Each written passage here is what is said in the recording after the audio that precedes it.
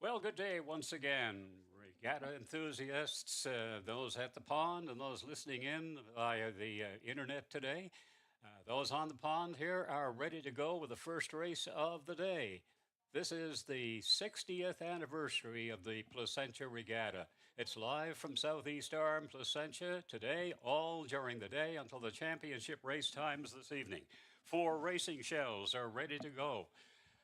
The first race of the day is the senior men's amateur race. We expect it to start shortly.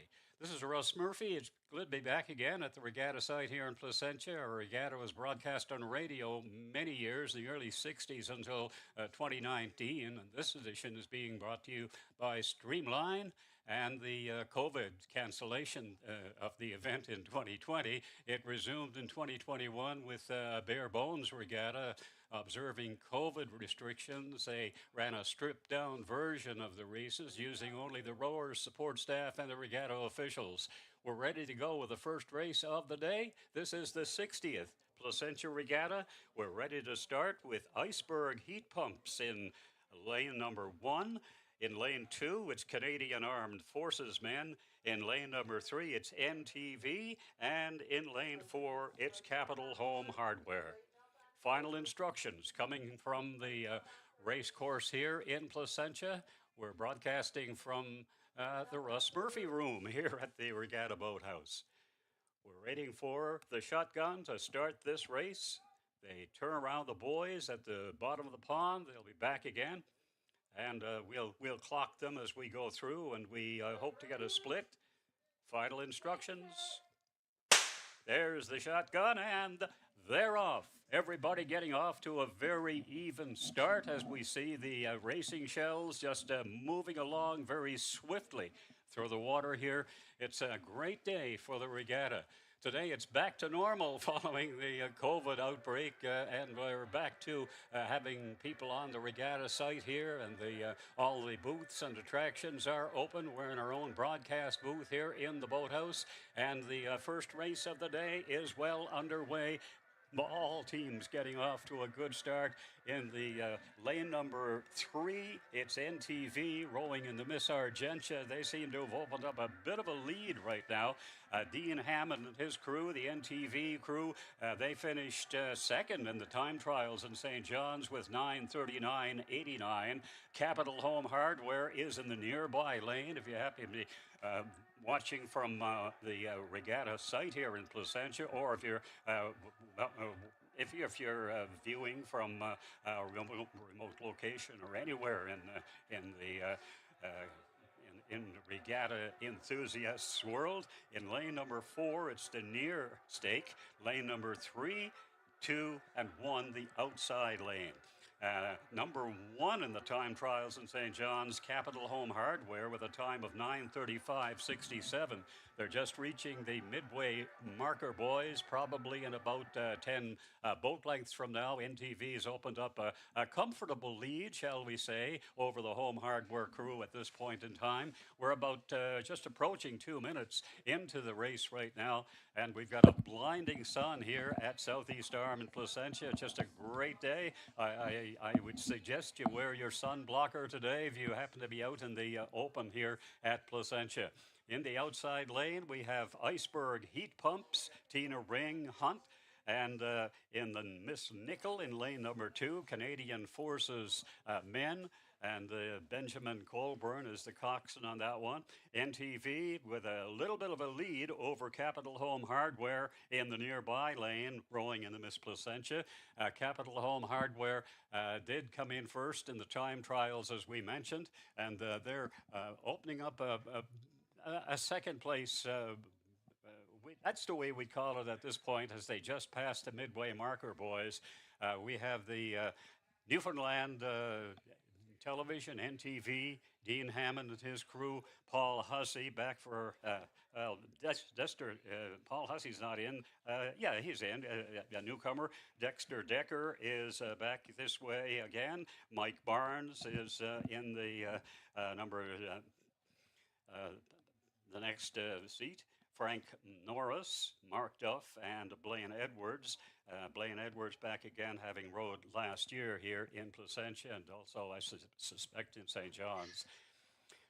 Opening up a bit of a lead, we have NTV in lane number 3, but Capital Home Hardware is closing in. We wouldn't put anybody out of it at this point in time. We have to give the third place to Iceberg Heat Pumps, as they are about midway between the midway marker boys and the turning of the boys at the end of the pond.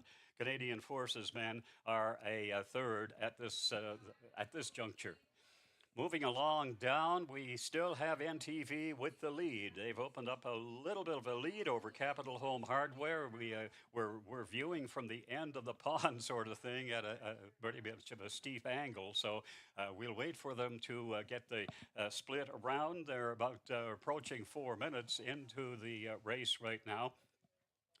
It's a beautiful sunny day here in Placentia. It's 19 degrees, scattered clouds, but for the most part, there's sunshine here today. The high is scheduled to be 23, and the humidity is 96%, and winds, an all-important factor in regattas. Winds are just 13 kilometers per hour southwest. Moving along down towards the turning of the boys and around the Whalen Summer Cottage. We saw Joan Whalen here. They've been Joan and the late John Whalen have been instrumental in the regatta site, especially when Baz and many of the other people were based at that end of the pond. In later years, and especially with the fact that there's many women's crews rowing now, we basically have the middle of the pond, the midway marker boys is the turning point for many of the women's races, although they have introduced some full courses for women's races in the last year or so. Just moving into the turning of the boys, we have to give the nod to NTV is around their first, followed by Capital Home Hardware. NTV around, they're straightening up right now, so is Capital Home Hardware in the inside lane. Capital Home Hardware and NTV finishing second and first around the turning of the boys.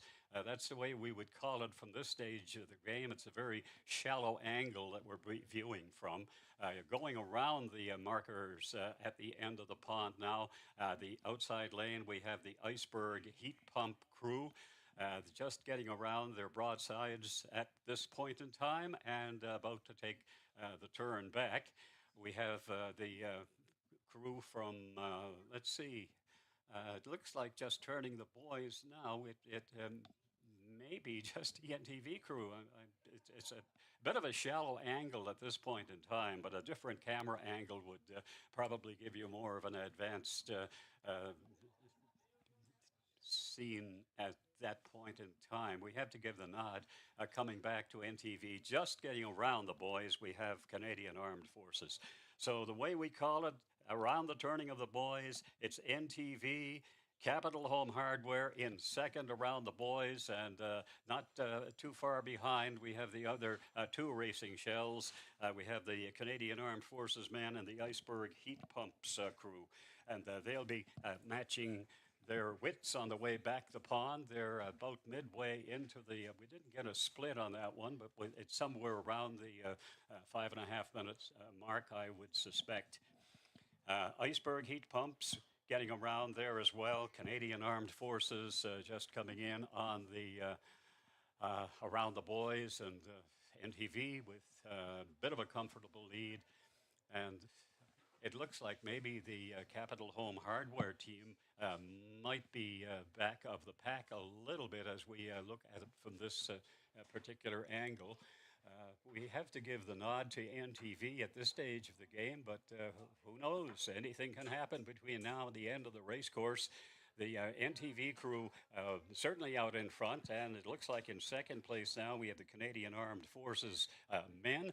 And way out in the outside lane, it's the Iceberg Heat Pumps crew, and they're finishing fourth as they just reached the midway marker, boys. It looks like the NTV crew is out in front, definitely. Capital Home Hardware lost a little water going down and the turning of the boys, I suspect. And NTV is looking for a good time on this one. We're just approaching 8 minutes into the race right now. They've already passed the midway markers by about half dozen or 8 boat lengths. They're on the way back to the end of the pond. NTV out in front. It looks like the second place finishers are going to be Canadian Armed Forces if this pattern holds true. And the Capital Home Hardware seems to be way back of the pack at this stage of the game. I don't know if they've had some trouble on the way to the boys or around the boys, but they seem to be at this point in time on the way back. It's a pretty shallow angle as we view it from the race course here in Placentia. NTV with the commanding lead. It looks like the second place finisher will be the Canadian Armed Forces men. We've got another monitor set up now, so we might be a little more accurate in describing this race.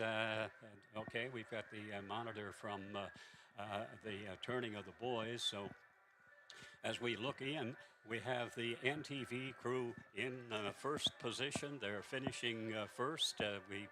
We'll call it as we see it at the end of the pond.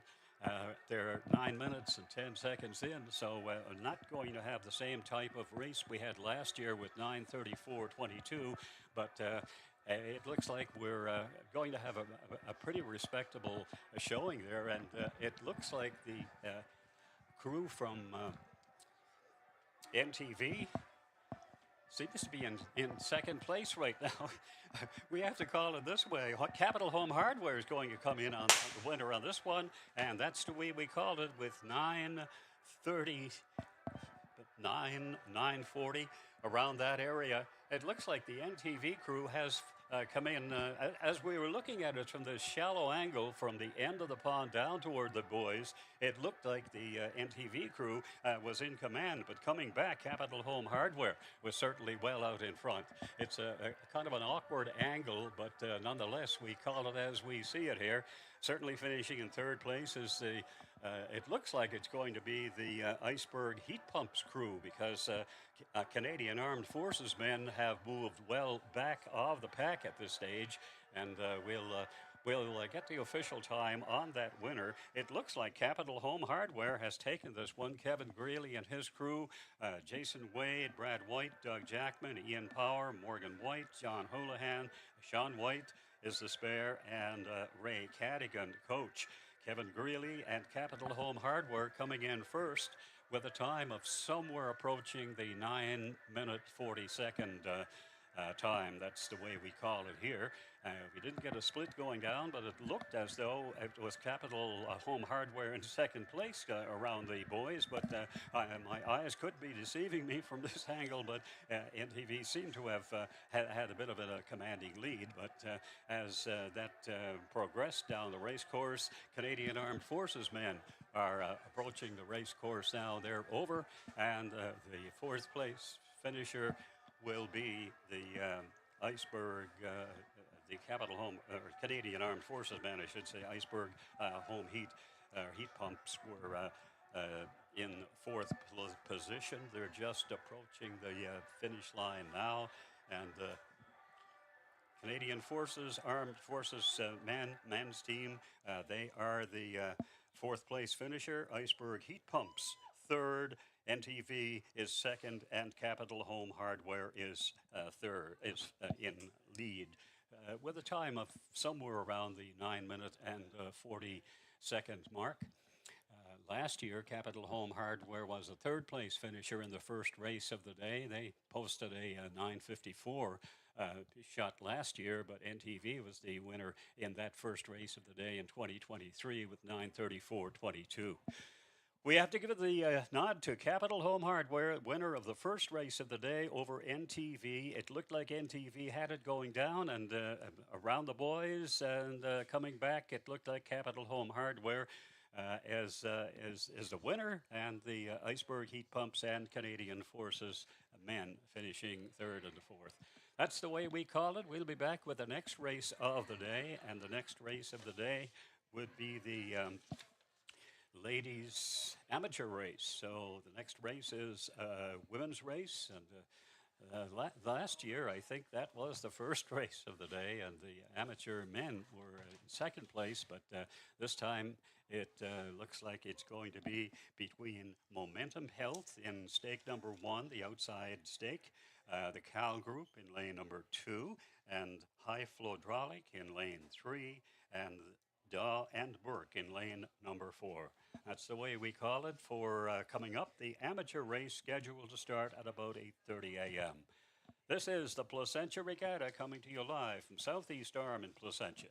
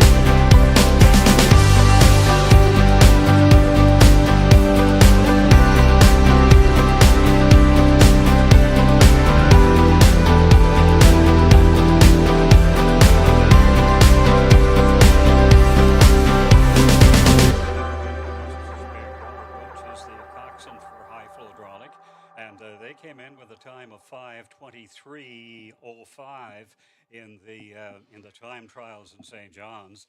Next to them, we had the Cal group, and they seem to be move toward the midway marker boys in the inside lane. We have Daw and Burke, and they're giving away a little to High Flow Hydraulic at the stage of the game. High Flow Hydraulic is leading the pack as they almost reached the midway marker boys on this very sunny morning here in southeast Placentia. The sun is just beating down, and it blinds a lot of people if they're looking across at the sun sparkling off the water with the officials' boat over there pacing along as the race progresses. This is the second race of the day, and opening up a bit of a lead going through the midway markers.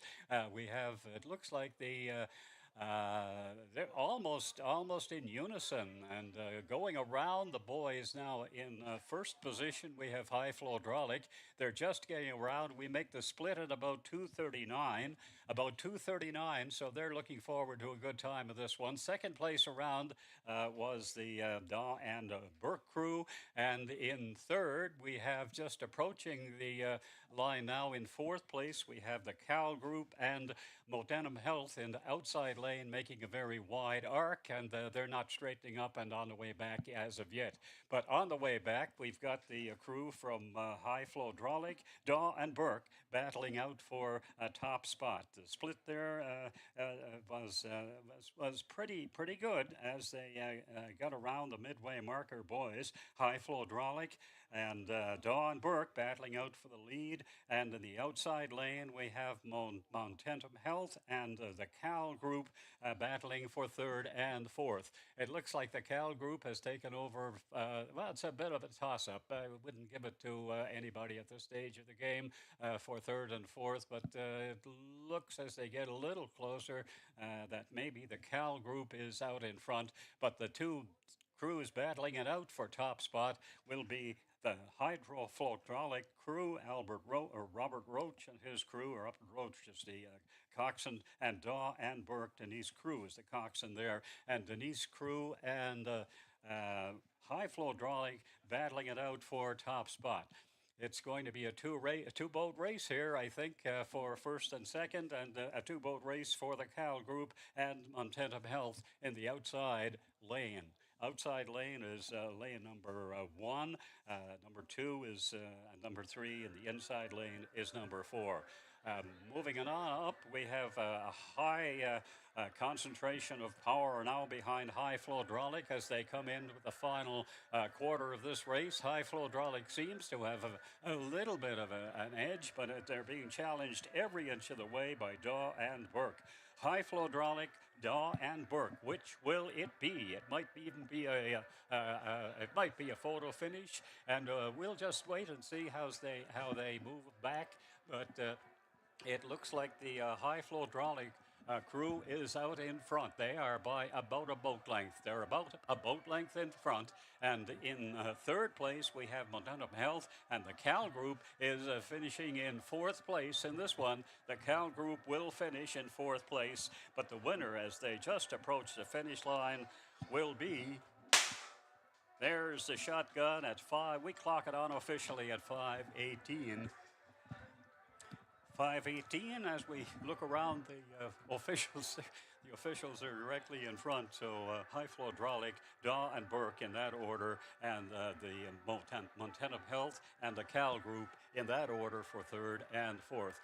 Kind of a two-shell race going down and all the way down around the boys. We had High Flow Hydraulic getting a good turn of the boys, Daw and Burke an equally good turn, and High Flow Hydraulic coming out in front. It was nip and tuck on the way back, Daw and Burke and High Flow Hydraulic, but High Flow Hydraulic, the crew that finished, I think last year in the championship race. They had a good championship race. Let's have a look and see what the official time was for the championship last year as we leaf through some of our some of our high flow hydraulic, yeah, they did finish first. Their time was a very impressive 5:08, so they're a little bit slower on this one.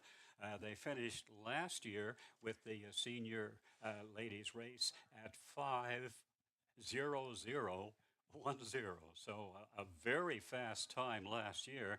In fact, it's close to the course record. The close record for women's category, I think it used to be Smith Stockley way back when. And then I think O'Day Earl took it over in the early 2000s. And I think the new course record, let's see, for the official women's times, they started in 1988 to log the official championship race times. And it looks like at this point in time we have about 5:02. H.J. O'Connell, maybe that's the crew that holds the record at this stage of the game. Let's see, 5:02. It's high flow hydraulic. They do have the course record, rode in 2019. So high flow hydraulic coming in with a very impressive win again, dressed off in their green, and they're beating Dahl and Burke. We'll get the official time as the officials in the adjoining timekeepers division will send it into us, and we have the official in the first race, which was the men's senior amateur race. First place finisher, the official time was Capital Home Hardware, finishing with 9:37.73. Second place finisher, NTV, rowing in the Miss Argentia. Second place is good for 9:45.82 in the senior men's amateur race, first race of the day. In third place, it was Iceberg Heat Pump in lane number 1, the outside lane at 11:08.90, and Armed Forces, Canadian Armed Forces, rowing in the Miss Nickel in fourth place. Their time 11:32.97 officially. So the winner officially is Capital Home Hardware, finishing the first race of the day at 9:37.73, and we're waiting now for the official time. We'll get that probably when we come back with the next race of the day. But it was won by High Flow Hydraulic, and we clock it on officially at about 5:18, so somewhere in that general area. Next race is coming up, scheduled to go at 9 o'clock, and they're just a wee bit behind schedule. That happens during the day, and they sometimes make it up at dinner hour and whatever. But the next race is going to be a three-boat race, and it'll be between St. John's Home Hardware in lane number 2, nobody in lane 1. In lane 3, it's Carpenter Millwright College CMC with Gary Collins and crew, and All-Star Rebar in rowing in the Miss Placentia in lane number 4. That race will be coming up next. On the next card, we have the ladies the ladies senior race, and that is set to go at 9 o'clock, but we're going to be a wee bit behind schedule. In the meantime, we'll put up our show card, and we'll return when the next race starts.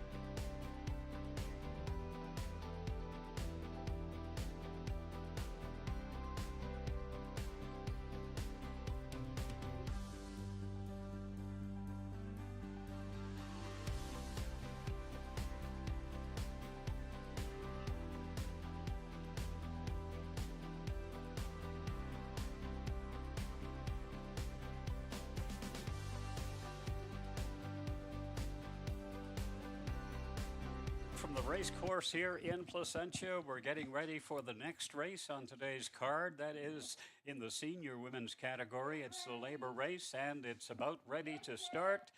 Final instructions, and there's the shotgun. They are off. We've got 3 racing shells in this one. In the inside lane, we have All-Star Rebar. In the middle lane, we have Carpenter Millwright College. And in the outside lane, we have St. John's Home Hardware. There is nobody in lane number 1. This is the labor race, and it's just a wee bit behind schedule, but it'll be picked up during the day, and we will get the championship runs before dark. Good start to the race. We have All-Star Rebar getting off to a very comfortable lead over the other 2 racing shells that seem to be neck and neck for second and third. All-Star Rebar, Mike Shea and his crew. And they're rowing in the Miss Placentia, and they have opened up a bit of a lead as they head down towards the midway marker, boys. We have to get an indication here that there is some difficulty with the previous race, and it involves the turning of the buoy, and we'll get back to that as time goes on. We're a little over a minute into the race right now, and we have a good lead opened up by the All-Star Rebar crew. All-Star Rebar is definitely out in front. They have a comfortable lead over St. John's Home Hardware to battle it out with Carpenter Millwright College. This is the senior ladies labor race. Race number 3 on the card here at the Placentia Regatta. They're just moving toward the midway marker, boys, now. We'll get an accurate description as they turn around the boys. There was an infraction in the last of the racing. We had one of the racing crews will be disqualified, and that comes from the officials next door here. St. John's Home Hardware battling it out for 3rd place with Millwright College, Carpenter's Millwright College in lane number 3. They're in the middle lane if you happen to be viewing from locations here or on our internet. All-Star Rebar definitely out in front. They'll be turning the boys first, and let's hope that everything gets negotiated around the boys in a proper manner. This time around, they're rowing in the Miss Placentia in lane number 4. The inside lane, they're just approaching the midway marker, boys, now, and they'll be just about ready to make their turn. Well out in front, I have to say, out in front, it's All-Star Rebar. Carpenter Millwright College and St. John's Home Hardware will be going into the turn as well. And around the turn, right now we make the split at 2:47 first around. It is the All-Star Rebar crew, and they're straightening up and on the way back and going into the turn. We have the crew from the Carpenter Millwright College. They're almost into the boys. They're perpendicular now, and they'll be on the way back in just a bit, making a good turn on the outside, a wide turn. St. John's Home Hardware, they are 3rd around the boys, but definitely out in front with a good lead. We have the All-Star Rebar crew, Mike Shea and his crew. They're battling it out for lead on this one, the labor race. The labor race last year was won with a time of 5:17, so a very sharp showing by Atlantic Towing in the same race last year, as I understand. We have the ladies senior race number 3 today with 3 racing shells. Last year won by Atlantic Towing. This year out in front as they head back toward the finish line, we have All-Star Rebar, and battling for 2nd and 3rd we have the Carpenter Millwright College and the St. John's Home Hardware in lane number 2. There is no crew in lane number 1 at this particular race. The officials boat outside to make sure everything is prim and proper. A definite lead opened up by All-Star Rebar over the Carpenter Millwright College, several boat lengths behind, and a few boat lengths behind them we have St. John's Home Hardware. So it's just a matter of time now before the Rebar crew comes in, and in all probability they'll finish in 2nd place. We have a A good showing at Carpenter and Millwright College have dropped back a bit right now. St. John's Home Hardware is going to be battling with All-Star Rebar. St. John's Home Hardware taking over second place now from Carpenter and Millwright College, who have dropped back. They're in the middle lane. All-Star Rebar definitely out in front, and we're about 5 minutes into the race right now. All-Star Rebar will definitely take this one unless something untoward happens. And in second place, it looks like it's going to be St. John's Home Hardware. And All-Star Rebar about a 8 or so boat lengths ahead in the of second place finishers, St. John's Home Hardware, and they will are just about to cross the finish line now. And we clock it unofficially at 5:40:57. We'll get the official time. All-Star Rebar winning this one, and in second place it will be definitely the Home Hardware crew from St. John's, and in third, it's Carpenter and Millwright College. There are a considerable number of boat lengths from the finish line at this stage of the game. The official boats following suit to make sure that everything is prim and proper on this one. But All-Star Rebar taking this one, and they win it with an unofficial time of 5:40:57, but we'll get the official when we come back probably next up. The Placentia Regatta is the 60th anniversary this year. It's not the oldest regatta by any stretch. St. John's Regatta this year is celebrating its 205th anniversary. And we had a representative from St. John's Regatta at the opening ceremonies last night. The first regatta in Kitty Lake was in 1816, and I'm going to relate something now from the Evening Telegram that dates back to 1895. This is a race that was won by Placentia over St. John's, and this is a reprint from the 40th anniversary regatta booklet that Placentia Regatta did produce on their 40th anniversary. This is the 60th anniversary.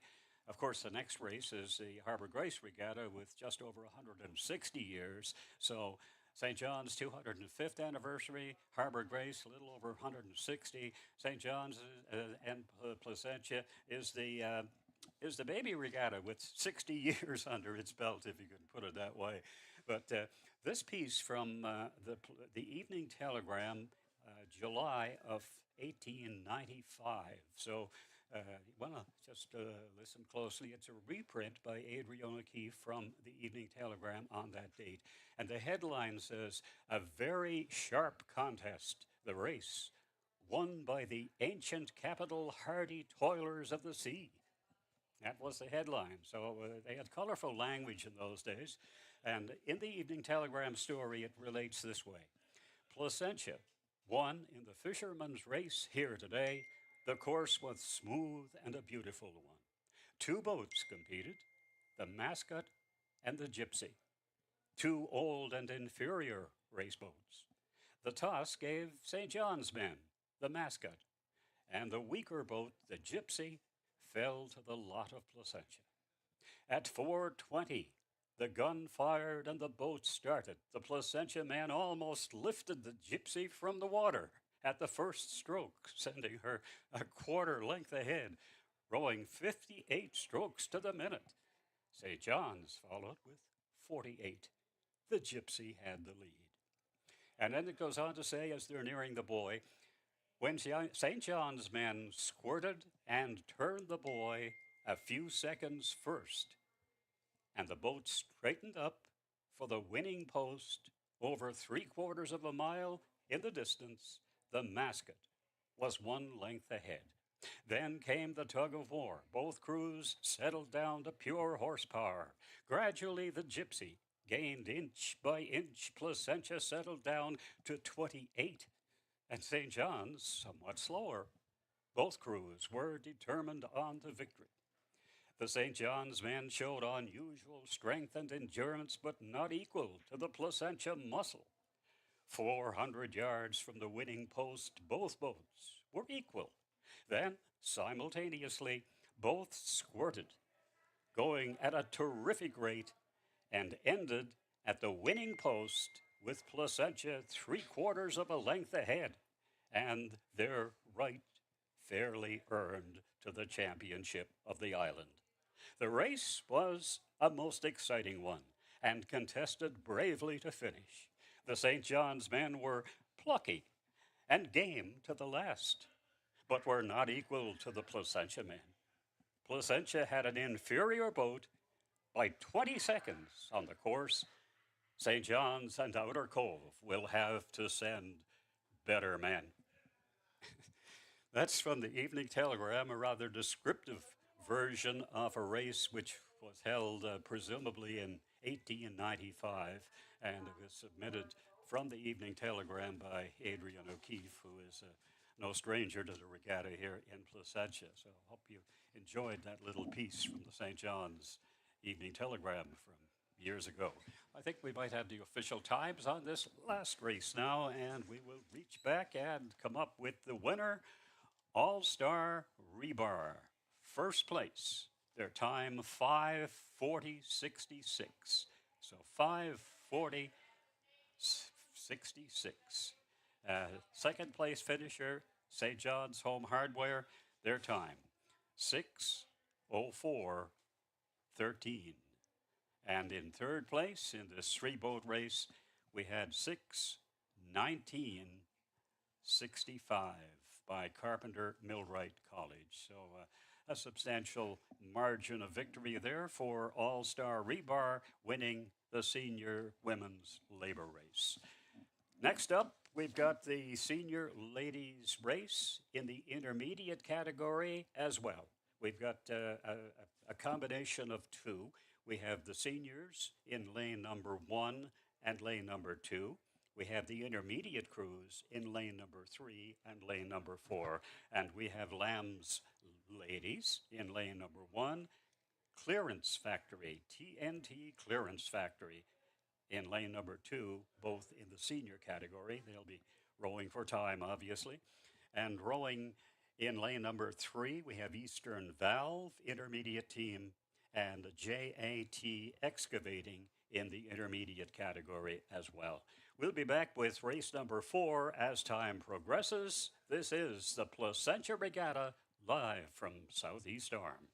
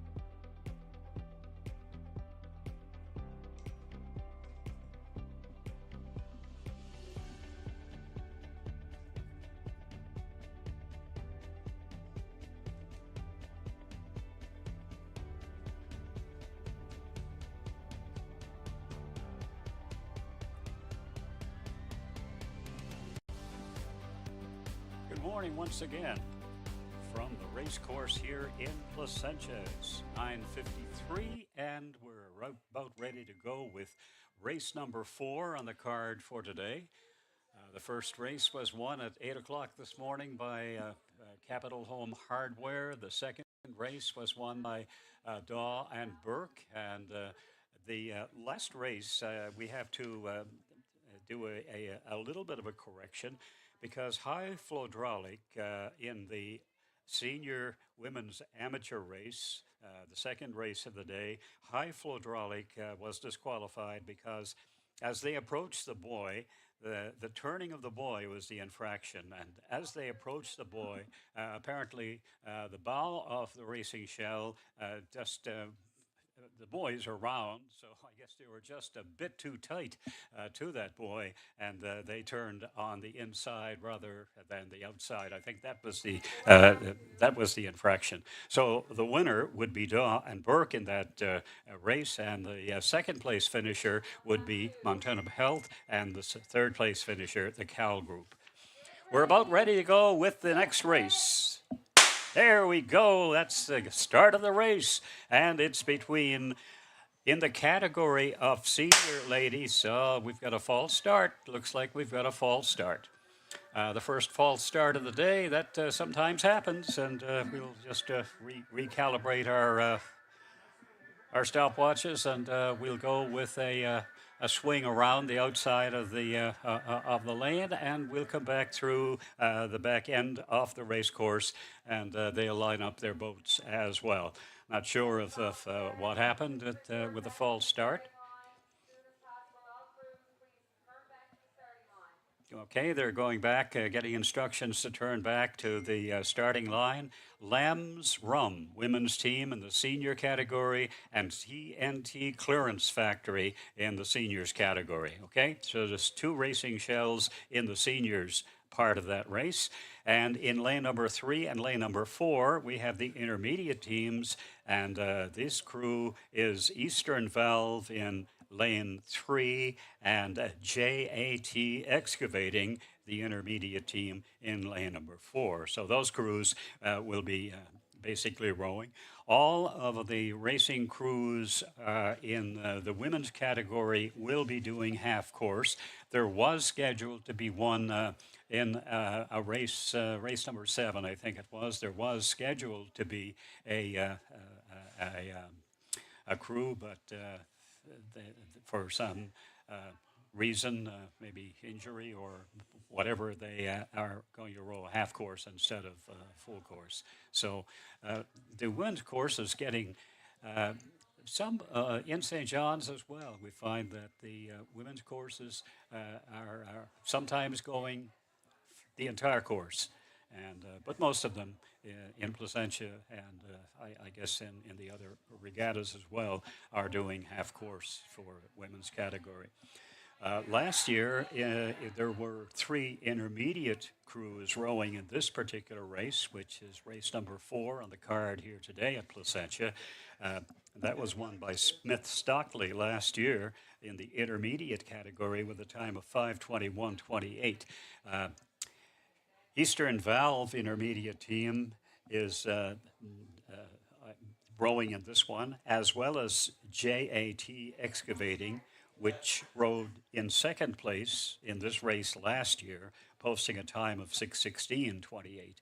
And the Eastern Valve crew will be competing against JAT Excavating in this particular race. And in the seniors category, the 2 outside lanes, we have TNT Clearance Factory and Lamb's Rum, or Lamb's women's senior team. They're getting all the crews back to square one now, as we had a false start on this one. And if we look across the race course, we see they're just getting into position. We'll have a look-see out there and just see if we could go the length of our headset here. We'll see which crews are in position. It looks like we have the TNT crew in their black jerseys, and they do sport different colors. So they're pretty much on on target. They do have to go at the head of the buoy instead of behind it as they are now. And Lamb's ladies in the senior category in the outside lane, they're also in a dark uniform, so it's going to be a little bit difficult there to describe them as they go down and around the buoys and back again. Just moving into position in lane number 4, we have JAT excavating there in blue. And for those of you looking on from Lakeside here or from your YouTube connection, we have another crew rowing into position to line up. Deanne Smith and the Eastern Valve intermediate team. They're also in their black jerseys, black over blue track pants. Okay, so we're about ready to get the show on the road, so to speak. A little bit behind schedule, but it's not too serious.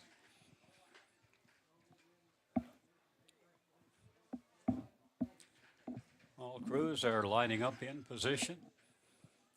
Eastern Valve just has to move ahead just a little bit, and TNT Clearance in lane number 3 has to move back a little, and as they go back aft, they're a little bit across the course, and they want to go back behind the buoy and start it all again, or the stake position, I should say. Eastern Valve and JAT Excavating are poised to go in the intermediate division. And Lamb's ladies in lane number 1, the outside lane, they're poised to go as well. And moving into position, TNT Clearance Factory, the senior crew. It's rather difficult when one crew gets back behind the race course. We have the other crews then have to kind of jockey for position and make sure that their boats are level. The racing shells are even on the course. I think we're about ready to line them up now as we get a little telephoto shot there on our monitor. Oops, looks like Eastern Valve is a little diagonal to the race course now and have to get back in position. They won't start them if they're a little bit off target. I would think that the right side of the racing shell has to move. There we go. They're getting straight, and Lamb's ladies outside lane. They're a little bit behind the buoy now, having to go back and pick it up again.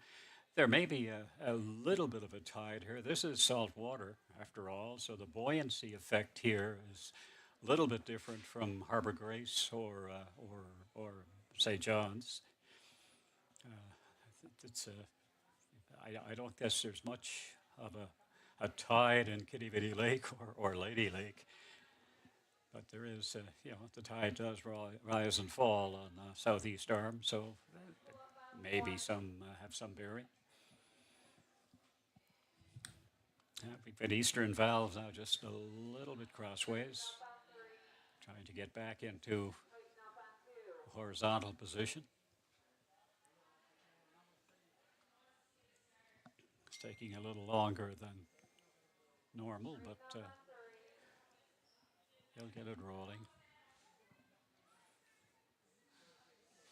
Not too many false starts in later years here at the regatta in Placentia, back remembering way back in the day, on the old boats especially, the oarlocks would pose a problem. And okay, now we have another of the racing shells, a little bit more horizontal or vertical than, well, not vertical, a little bit off an even keel, shall we say. So they're moving back into position now. Hopefully we'll get things going pretty soon. Yeah, back years ago, some of the racing shells had to go in for, they were wooden boats, and as I recall, some of the racing shells from originally were when St. John's redid their their shells. They donated them, as far as I understand, to Placentia. I think the Eastern Valve crew is having some difficulty in getting in position. They're a bit of about a 20-degree angle with the race course now.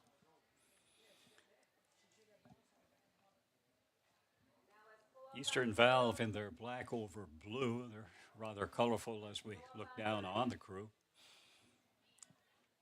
TNT Clearance Factory now having to move into position a little bit better. They're a little bit more not as straight as they should be. Number 2 needs to pull up just a bit, get that buoy behind, get the toggle grabbed by the coxswain. Number 1 is a little bit off. JIT Excavating needs to straighten up a little bit. Lamb's ladies in the outside lane are just moving back into position. It seems as the boats seem to be drifting a little bit more than normal, but it's just a fact of life. It's they're rowing after all. Number 1, Lamb's ladies, is just moving back into position. And the other racing shells are fairly well even with the course. Okay, the outside lane is still having a little bit of difficulty getting straight on the course. I think the coxswain does have the toggle, and they're a little bit back behind the buoy or behind the stake. That they need to be a bit more even with that particular buoy. I think port and starboard is a little bit out of sync. Okay, it looks like number 1 has to move ahead just a bit. Janine Snow and her crew. Snow giving instructions to the crew. Now we have TNT Clearance Factory in lane number 2. Needs to come ahead a bit. It's kind of a nip and tuck battle. Let's hope we get this race underway without too much. Okay, we're about ready to go, and there's the shotgun, and everybody is off to an even start. Okay, we're just early into the race. It looks like the TNT Clearance Factory in lane number 2 has the edge in the senior category, and in the inside lane, JAT Excavating has a little bit of a lead in their category. It's 2 different categories, the seniors in the outside lanes and the ladies intermediate in the 2 inside lanes.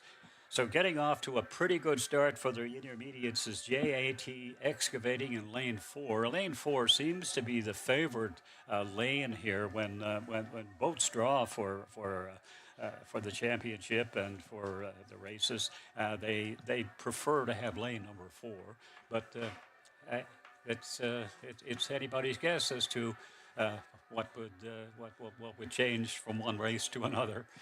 We're about a minute into the race right now, and we have JAT Excavating in the intermediate category. They seem to have opened up a bit of an edge. And in the seniors category, we'd have to give the lead to TNT Clearance Factory at this stage of the game. And they're approaching the halfway mark on the way down toward the turning of the buoys. And let's hope that the turning of the buoys goes without incidents. We had one disqualification earlier on. That's the high flow hydraulic crew turned the buoy. They just negotiated the buoy a little bit of a fraction of an inch, I guess, when they approached the buoy, and the bow just went on the other side, on the wrong side of the buoy, and they were disqualified. So the second place finisher, which was Daw and Burke, coming in with a time of 5:22:43. They are the winners on this one. As we resume this particular race, it's Lamb's Ladies in lane number 1, TNT Clearance Factory in lane number 2 in the seniors category, and in lane number 3, it's Eastern Valve Intermediate Team, and JAT Intermediate Team is the leader in this particular race. They're moving towards the midway marker, boys, now, and it looks like we're going to have the turning of the boys in just a shade. Stretch out our headset and see if we can not disconnect ourselves as we look down towards the turning of the boys. It looks at this stage of the game like the crew in the inside lane would be around the midway markers first. We're approaching 3 minutes into the race right now, so we're looking for a reasonable time on this one. Just approaching the boys, JAT Excavating in lane number 4, and it looks like TNT Clearance in lane 2 will be the leader going in with the senior category. JAT Excavating getting around the boys. They're just about to straighten up and get their course set for the stake positions. And in the inside 2 lanes, we have Eastern Valve in the intermediate crew. They are in their black jerseys. They're just getting around there now. And in the 2 outside categories, we have the TNT Clearance Factory Seniors crew and Lamb's Ladies in the senior category in the outside lane as well. Getting on the way back the pond, we have a toss-up here between the 2 intermediate crews. Looks like the intermediate crews are giving it a good shot, and the outside lane has the a very wide turning of the boys, as we understand. And on the way back, we have, it looks like the Lamb's Rum Lamb's Ladies crew. We see, I would assume it's Lamb's Rum, but just a second guess from previous experience with the Demon Rum. Okay, we have a good crew in lane number 4, JAT Excavating. They've opened up a commanding lead over Eastern Valve in the intermediate category. JAT Excavating is certainly in a good position to win this one for intermediate. And in lane number 1, the outside lane, Lamb's Ladies they've got a pretty much of a commanding lead over the TNT Clearance Factory senior crew. JAT Excavating in their blue jerseys, they will probably come home the winner on this one. I don't know that Eastern Valve can catch them unless something unusual happens. But in any event, we'll wait for the official at the end of the game. We're about coming up on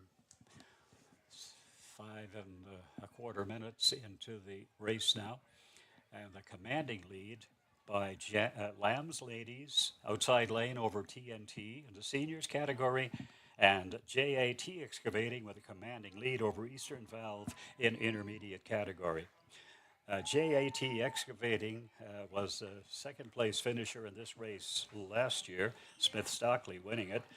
JAT Excavating Kelly Bust is the coxswain this year. Mackenzie Perrell, Fern Zidell, Jessica Cantwell, Renee Hines, Amber Paulwood, Cecilia Martino, and the spare is Lila McCrate. Coming over the finish line now, and there over the winner of the intermediate race is JAT Excavating with a time somewhere in the area of just above 6 minutes, 6:03 something. And approaching the finish line now in the outside lane, Lamb's Ladies. They are the winners in the senior category, if that's the way we call it. They were pretty impressive in the time trials in St. John's, posting 6:11:25. So Lamb's Ladies coming in that category, and the blue crew, the Eastern Valve crew, just over the coming up, approaching the finish line now, and TNT Clearance Factory just approaching the finish line as well. So I'm not certain whether it's 1, 2, 3, 4, or whether it's 1, 2, and 1, 2. So we'll clarify that as time goes on. So a fraction over 6 minutes, maybe 6:03 something. We have JAT excavating the first crew over the finish line, and the next one over would be the Lambs ladies crew and the Eastern Valve and TNT in their black uniforms. They came in third and fourth position. So we'll be back with the official on this one as we pick it up. About 16 or so races on the card today. Back in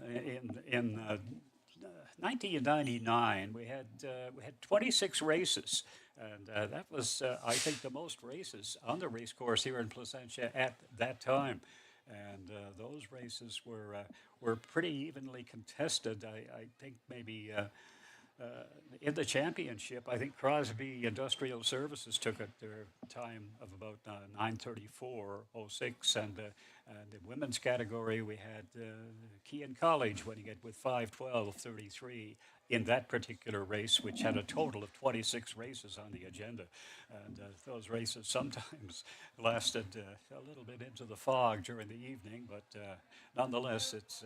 I remember doing the St. John's Regatta one particular year that darkness had fallen for the championship race, and I think the championship race at the time was won by RNC, if my memory serves me right, and they lined up their cruisers and shone the lights across the pond to make sure that everybody got across okay, and I think that's dating back into the late 60s, I would suspect, or maybe even 70s, or maybe it's the late 60s.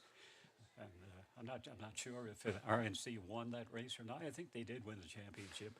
But sometimes darkness settles down, or in the case of Placentia, there's a good possibility that fog will settle in before darkness sets in. We'll get the official time on that last ladies, seniors, and intermediate race in just a little bit. Our next one is the general workers race, and it's going to be run between Jormac in the outside lane. Matty Foley is the coxswain on this one. L&B Concrete Construction rowing in the Miss Placentia. Kevin Greeley, the coxswain here, and that's in lane number 2. In lane number 3, we have Hot Frost Heat Pumps. Derek Mercer and company in the Miss Argentia, and in the Miss Nickel in lane number 4, Wellington Altus. So that's the lineup for the next race, the Senior General Workers Race. We'll get the official time on the previous race when we come back with the Placentia Regatta live from Southeast Arm.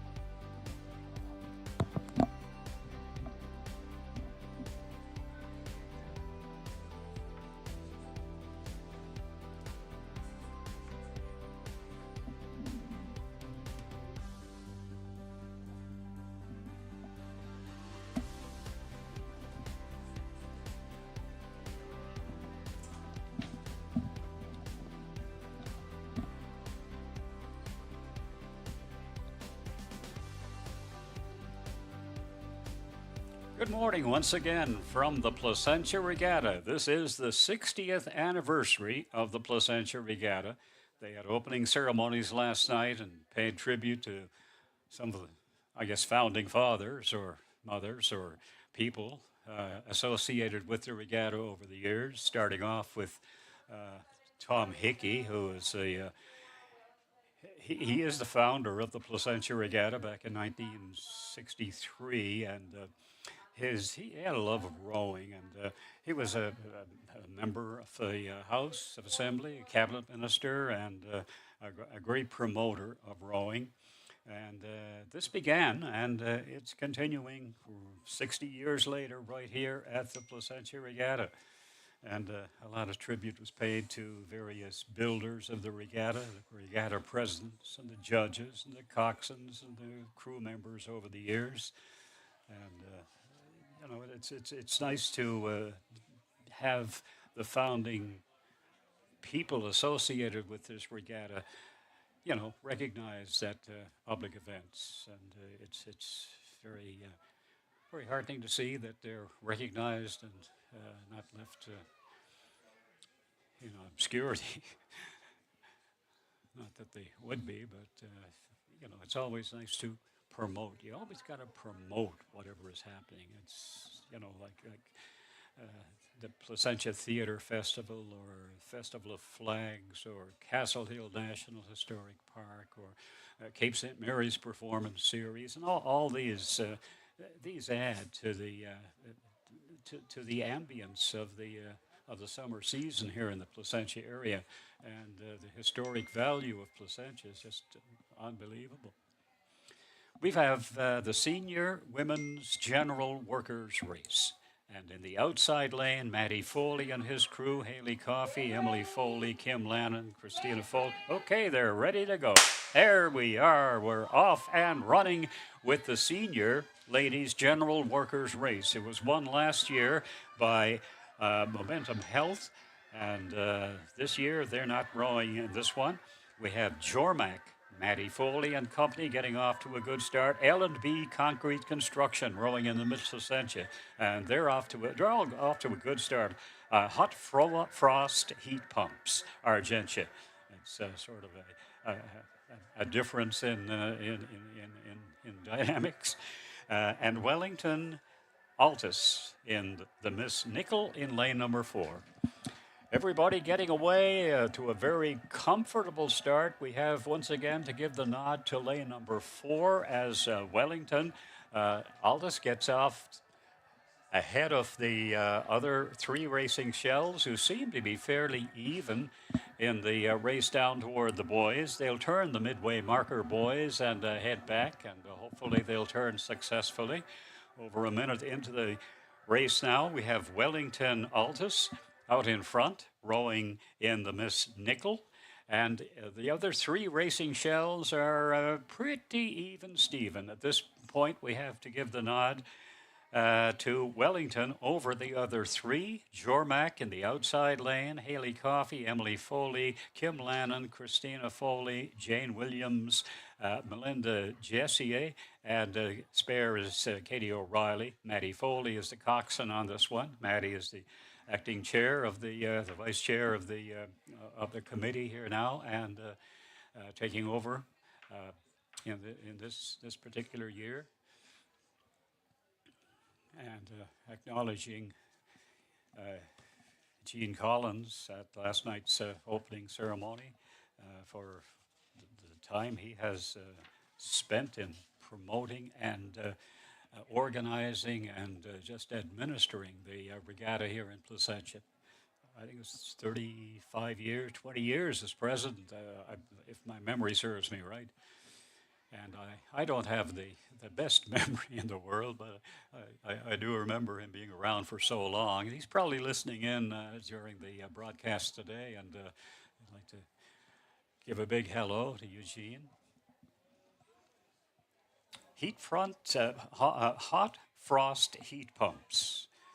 It covers all bases, I think, there.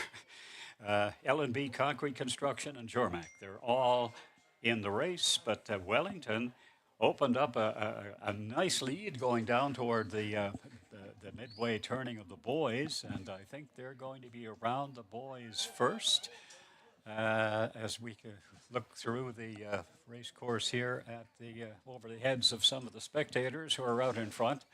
I think our camera is high enough now so that it gets over the heads. And just going into the turn now, we have the Wellington Altus, and they're turning a pretty tight turn on the boys. Going into the boys, Hot Frost Heat Pumps in lane number 3. In lane number 2, just getting around L&B Concrete Construction and Jormac in the outside lane. So all of the 3 racing shells there, with the exception of Wellington Altus, getting around almost in unison, but Wellington is on the way back. Jennifer Brown, Andrea Brown, Yvonne Knight, Kelly Bust, Dana Kavanagh, Cheryl Oak, Annetta Larkin. Christina Hope Ennis is the spare, as is Ginny Snellgrove. Jennifer Brown is the coxswain for Wellington Altus, and they're in the lead position as they turn the boys rather tight and on the way back. Hot Frost Heat Pumps, L&B Construction, Jormac in the outside lane. They are pretty much even Steven now. There might be a little bit of water opening up between the 2 lanes in the middle, but we have to give the nod so far to lane number 4, Wellington Altus. They are in the lead. In the outside lane, Jormac seemed to have dropped back a little bit, but challenging is L&B Concrete Construction and Hot and Frost Heat Pumps challenging for second. Maybe L&B has a little bit of an edge, but we have to give the nod to Wellington Altus in this general workers ladies race. A little bit behind schedule, but I'm sure they'll make it up as time goes on. Oops, we got one. The racing shells now has some kind of a misfortune with their maybe steering mechanism, and they are crossing the race course now, and it looks like they'll need assistance from some of the organizers here. Getting back to the race course, that crew is the Jormac crew, Matty Foley and company. Getting away to a good start around the boys. We didn't get a split around the boys, but they're about 5 minutes and 27 minutes, 5:27 into the race now. Wellington and Hot and Frost Heat Pumps are challenging, and let's see. I think Wellington's dropped back a bit. They have dropped back considerably, and it's going to be between Hot Frost Heat Pumps and L&B Concrete Construction. That's the way we call it now. Wellington has dropped back considerably after getting around the boys rather nicely. Hot and Frost Heat Pumps. Let's see if they will come home the winner on this one. They're about less than a boat length ahead of L&B Concrete at the moment.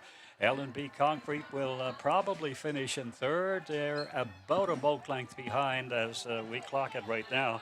And we'll just stop our watch on the sound of the shotgun.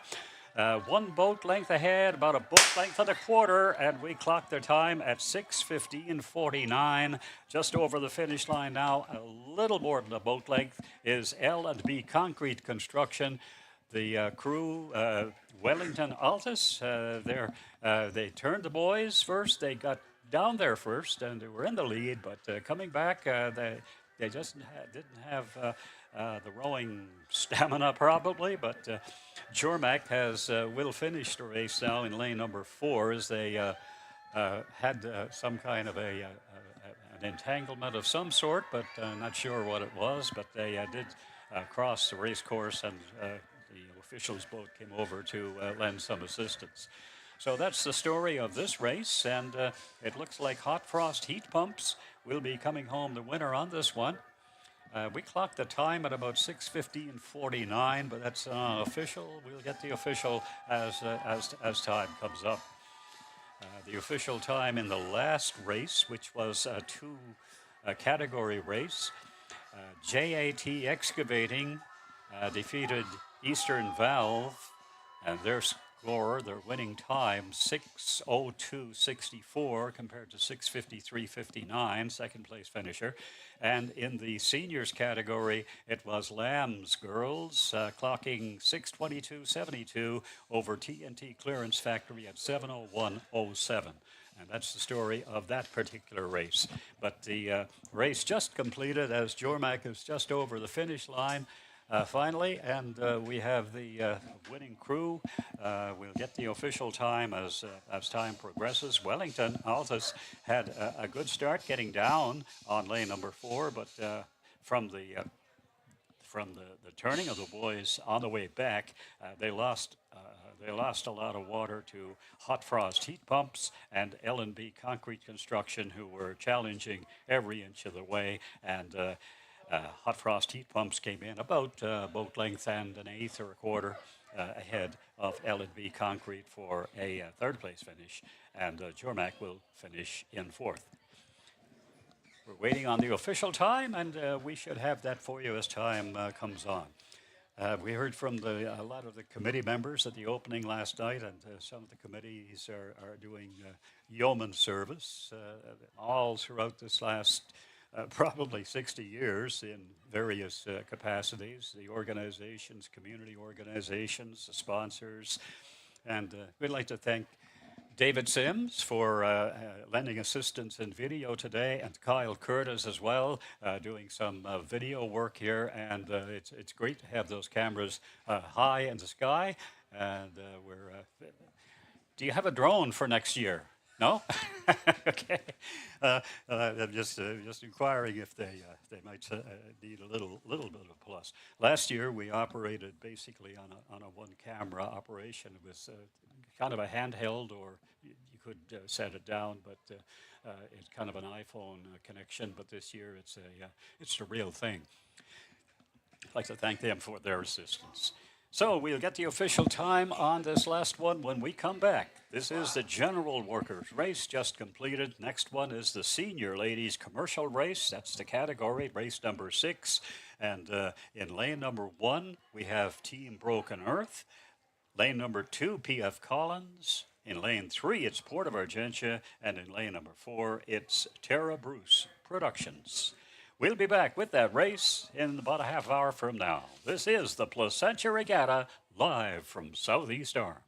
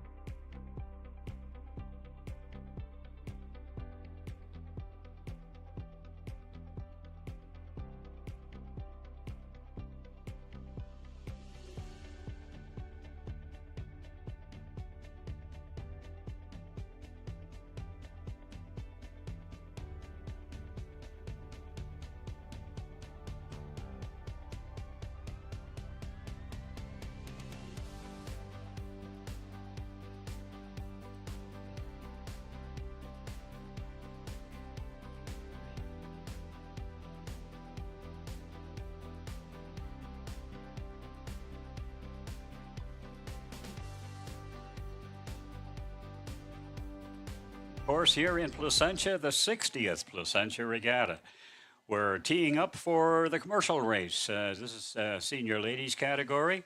And lane number 1, it's Team Broken Earth. P.F. Collins in lane number 2. Port of Argentia, lane 3. And Terra Bruce Productions in lane number 4, which is the nearby lane if you happen to be viewing or on the race course here itself. The official time in the last race won by Hot Frost Heat Pumps. Derek Mercer and company, their winning time 6:15:35. That's 6:15:35. Second place finisher L&B Concrete Construction 6:21:16. In lane number 3, it was Wellington Altus at 6:37:10, and Matty Foley and the Jormac crew had a little rudder trouble, I think, or at least that would appear to be the case, on the way back, and they settled for a fourth place finish of 7:28:68. We've got 4 racing shells out there. They're just about in position, very colorful indeed. As if we take a long shot, we can just get their colors there. And coming into position, we have lane number 1, Team Broken Earth. They're in their black uniforms. In lane number 4, we have Terra Bruce Productions in white jerseys. And Port of Argentia coming into position here now, and they're lining up behind the race course here in lane number 3. I think they are in white as well.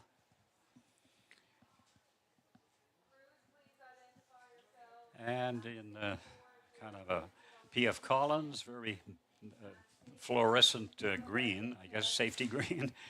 And they have their colors decked out, and everybody is lining up in position at the stakes, waiting for the official call from the folks at the next door in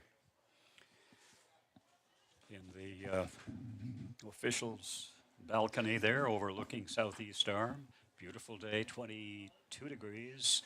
Winds very light, probably 13, 14 kilometers per hour southwesterly. Final instructions coming up. And we await the shotgun that will get this race underway. Number 1 needs to lighten up a little bit and get a little bit more even with the race course. Oh, they're going to row back, and it might take some time. Number 4 is in position, Terra Bruce Productions. They're poised and ready to go. Lane number 2, Port of Argentia, also in white uniforms. They're lined up and ready to go. And then just rowing aft a little bit is P.F. Collins, Craig Button, and company. They're just positioning on the race course in a more straightforward fashion. And sort of diagonally at about a 45-degree angle now, we have the Team Broken Earth in the outside lane. A little bit of trouble for Matty Foley and company in the last race. I would think it would be rudder trouble or something connected to the steering mechanism. Team Broken Earth seems to be taking some time to get in position. They need a little bit more jockeying into position. Just got a call from Gene Collins, and he's listening into the broadcast today and enjoying it. And we'd like to say, well, he's babysitting today, dog sitting, or whatever, all the sitting you do when you're a grandparent. So, congratulations on many years' service here at the Placentia Regatta. I know your heart is here today, but circumstances don't permit it right now. But all the best in the future. A little bit more diagonal on the course. It's the second place crew in P.F. Collins is having some difficulty getting in position. The 2 outside lanes are almost even in the way the racing shells are moving into position.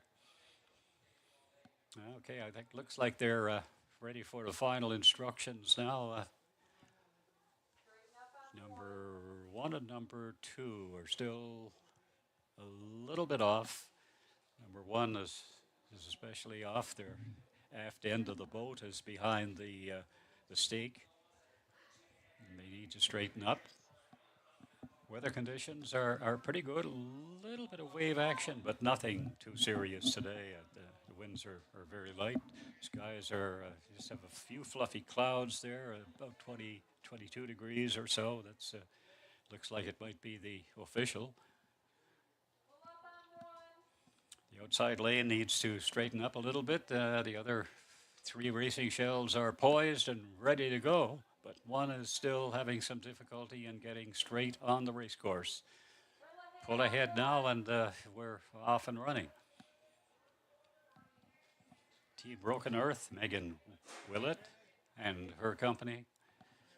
Michelle Murphy, okay, they're as good as they're ever going to be, and they're off for the commercial race in women's category. Everybody getting away, even Steven, and it looks like we've got a good race underway again.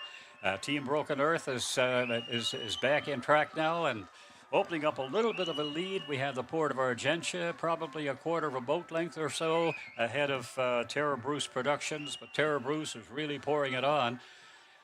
And they're putting their oars into the water. They're digging them deep, as Baz Jameson would say. The Port of Argentia, a little bit of a lead in lane number 3. That's the second boat if you're viewing on. Port of Argentia, Kenneth King, Cassandra Cheeseman, Hilary Neville, Brittany McGrath, Kristen Walsh, Kelsey McGrath, Emily Barnett, and the spare on that one is Allison Blagden.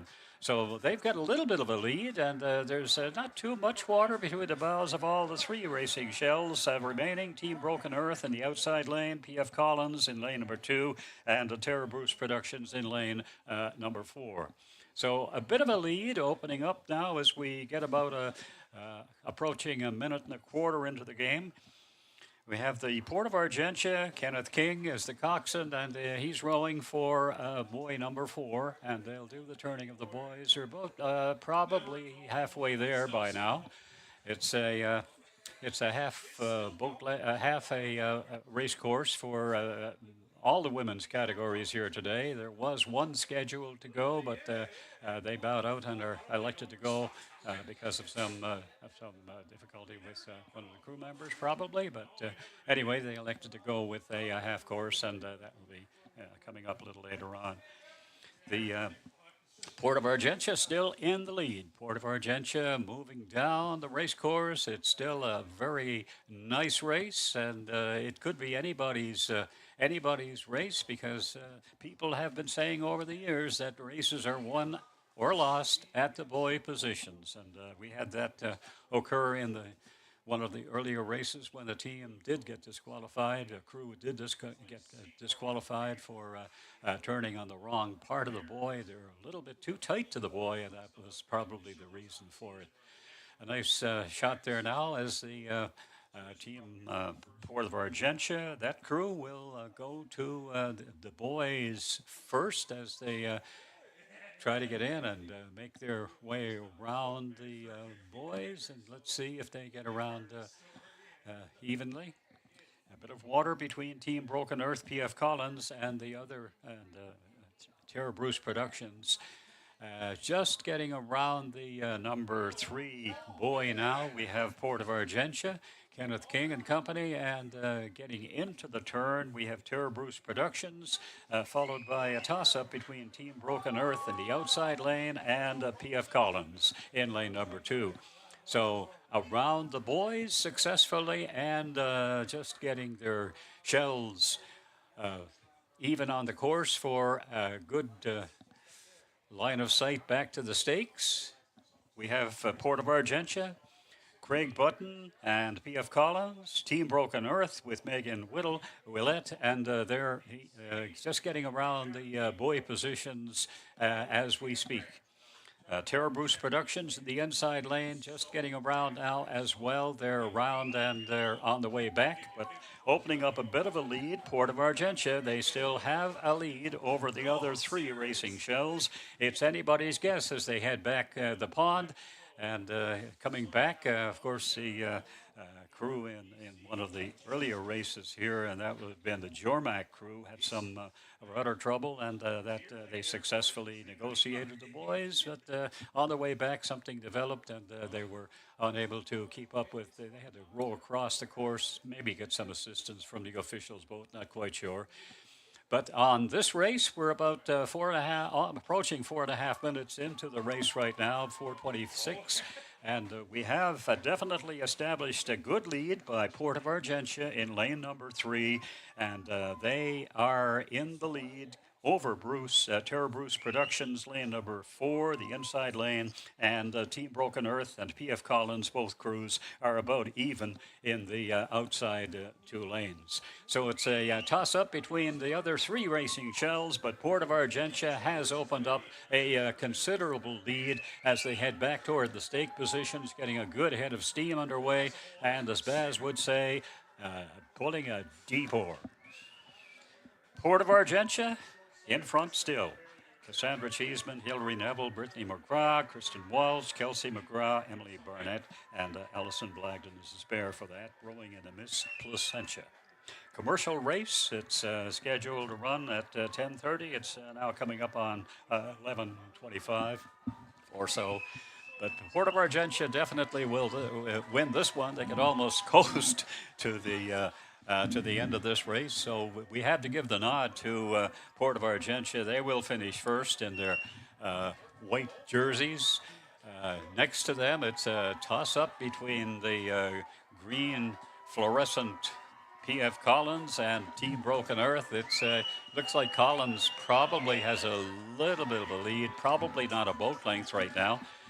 And we're just getting the final boat over the leading boat, we should say, over the finish line. There's the shotgun. We clock it at 6:05:62, 6:05:62.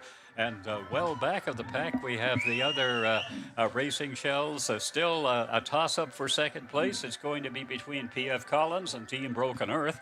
PF Collins and Team Broken Earth. Collins has a little bit of an edge, not a boat length. And back of the pack now, Terra Bruce Productions. They are in fourth place.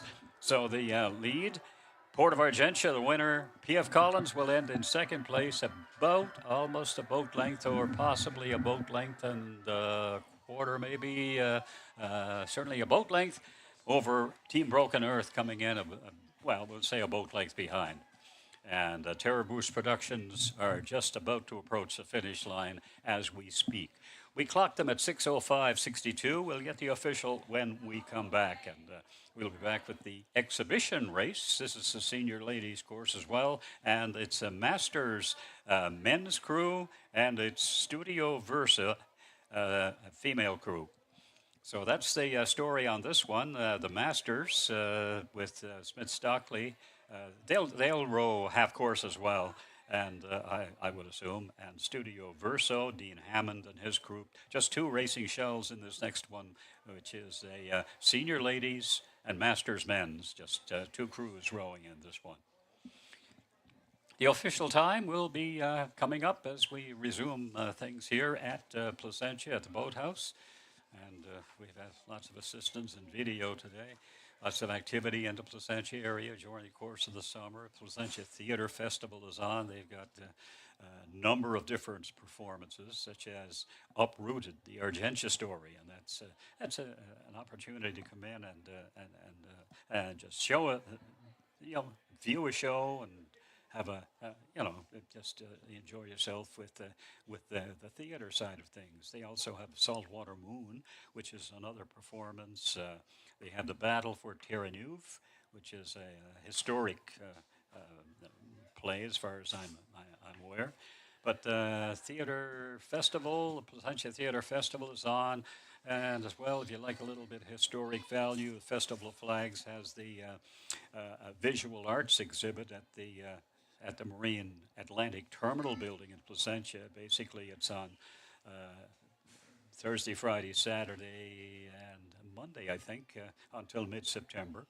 And it's basically an exhibit on the history of Argentia. The community of Argentia was basically demolished in 1941 to make way for the construction of the base here in the Argentia area, which was basically a major center for defense of the whole North Atlantic. And there's still some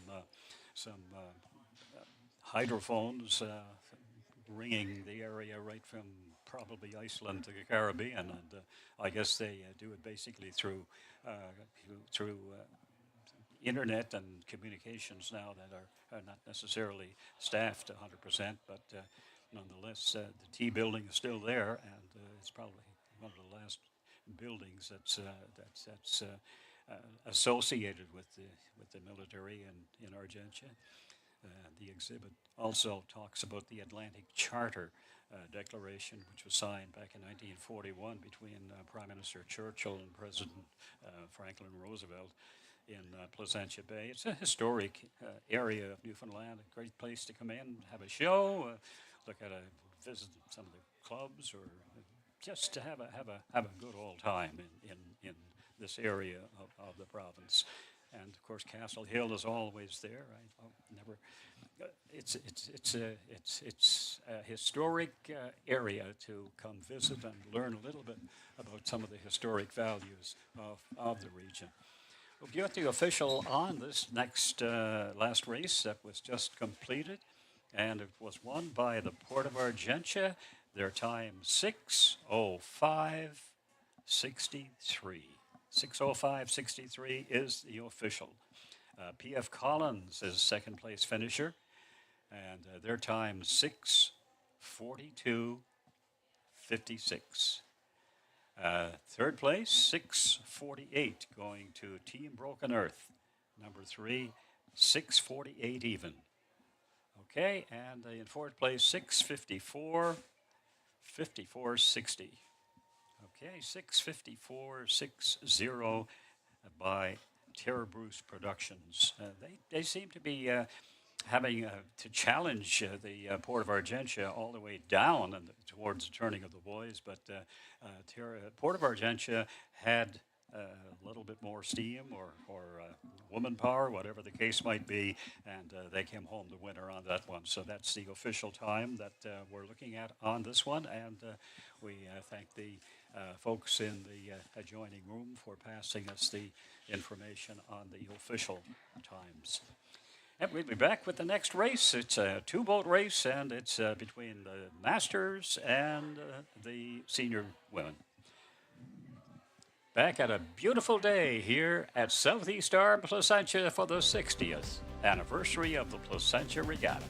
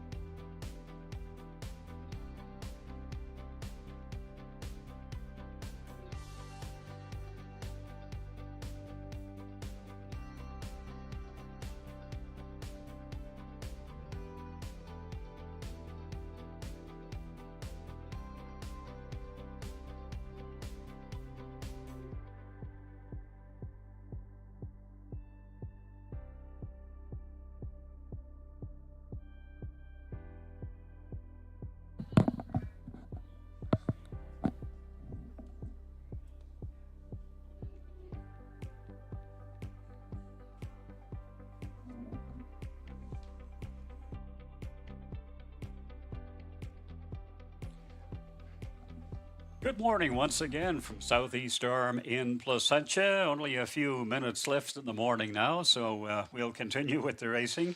Senior ladies course and Masters men. This one is a two-boat race, really. And Smith Stockley Lakers, they'll be rowing full course. Studio Verso, they have a short course, so they'll be turning at the boys and coming back. Last year, I think this was also a long course exhibition race. So let's see what develops with Smith Stockley Lakers in the Masters category, rowing full course. Denise Crew and crew members Eric Crane, Don Lynch, Fabian McGrath, John Tucker, Kevin Greeley, Derek Mercer. The spare is John Brocklehurst, and also Chris Sweeney is on this crew's list. So Denise Crew and her crew will be rowing full course. I guess they're looking for time. Basically, they could qualify for some hardware later in the day. And the Studio Verso crew, Dean Hammond and company, they'll be doing the short course. Stephanie Davis, Nancy Beaton, Emma Ramsey, Christine Power, Katie Wadden, Connie Duffett, and the spares, Sherry Whalen, and the coach is Mike Power. So that's the story on the exhibition race, and following that, we'll have another ladies' race. Most of the races in this current day and age, both in St. John's and in Placentia, more than likely in Carbonear, in Harbour Grace as well, will be women's races. Next up, we've got the Masters Memorial Race, Bab Law Office in the senior category, along with residents at Littledale in the senior category. And in the Masters category, we have Spindrift Brewing and Steers Masters crew. So that's kind of a dual race as well, seniors category and Masters category. But this one coming up, full course for Smith Stockley Lakers in Masters category, and a short course for Placentia in rowing in the Miss Placentia. It will be Studio Verso. We've got the crews in the area of the stakes, but not making a lot of headway up towards the stakes. So we'll acknowledge that as time goes on. During the opening ceremonies last night, we had some speakers and different tributes and all kinds of greetings and, just a general opening and awareness of racing here in Placentia area. It's been active since way back when. In the 60s, early 60s, first race was here, I think 63. In 1976, Placentia Lions captured their first ever Triple Crown of rowing, Placentia, Harbour Grace, and St. John's. And they rowed and won the championship in St. John's with a time of 9:56.8. And Adrian O'Keefe has lots of statistics on that. He says the crew members include Frank Lannon, Brendan Whittle, Tom Whittle, Leo Collins, Gerard Barron, Clem Whittle, and the coxswain, Adrian O'Keefe. So he would know. And then the following year, to put the icing on the cake, 1977, it marked the 100th anniversary of the Placentia, the Morrissey Giants that won the championship in St. John's after delivering their boat to St. John's. So in observance of that historic event and to commemorate the 100th anniversary of their rowing in 1877, the Placentia Lions crew dedicated an incredible feat of their forefathers, carrying the racing shell on their shoulders themselves from Placentia to St. John's. And that same team captured the championship races also in Placentia, Harbour Grace, and St. John's to be Triple Crown winners for the second time. And we're just about ready for this race now, and we should be starting in just a matter of time. We'll just set our stopwatch here and get ready to tip it for another race. This is the exhibition race with a ladies senior crew and a masters men's crew. So waiting for the crews to line up. Only 2 racing shells in this one. Shouldn't be a lot of lining up to do. The women's crew is the nearby crew in lane number 4, and the men's crew in lane number 3, right next door. Final instructions. There they go. And everybody getting away with a good oar, and they're digging it deep into the water. The wave action is a little bit more than it was this morning. Winds are just a little bit above the level of this morning, and they're out to a good start on this one. The Studio Verso crew, Dean Hammond and company, Mike Powers, the coach on that crew, and they're rowing half course. They're rowing a short course, we'll call it. And Denise Crew and the Smith Stockley Lakers Masters, they had intended to row the half course, but they said we're gonna give her. And they're going to row the entire course and go around the buoy positions at the end of the pond. The Studio Verso crew will turn the buoys at the midway marker. And it looks like at this point in time, the Studio Verso crew is really pouring on the pressure. And let's see what the end result on this one is. They rowed a long course exhibition race last year, and Studio Verso wanted, their time was 11:13:03, and the second place finishers last year, Eastern Valve. So just 2 races also in that long course exhibition race for senior women in 2022 regatta here in Placentia. 2 racing shells in this one. We've got a wide separation of I hope they're on course, but Smith Stockley Masters, they're in the lane number 3. And their crew consists of Eric Crane, Don Lynch, Fabian McGrath, John Tucker, Kevin Greeley, Derek Mercer, John Brocklehurst. Coach is Chris Sweeney, I think. I think that's the lineup for their crew this year. And Studio Verso has Dean Hammond in the coxswain's chair, Stephanie Davis, Nancy Beaton, Emma Ramsey, Christine Power, Katie Wadden, Connie Duffett, and the spares Sherry Whalen, and the coach on this one is Mike Power. They're just about to get to the midway marker, boys, and they'll soon be turning the boys. But well down the course now, we have Smith Stockley Lakers. There's a lot of water between lane 4 and lane 3 as we hope they're aiming for the proper buoys. So that's the story on this race so far. We're just about to negotiate the turning of the buoys, and right now we make the split at about 250. 250 is the split for Studio Verso as they head their way back. And still on the way down the course, a little bit further out, we have the crew from Smith Stockley, the Masters crew, Denise Crew and Carew and her crew.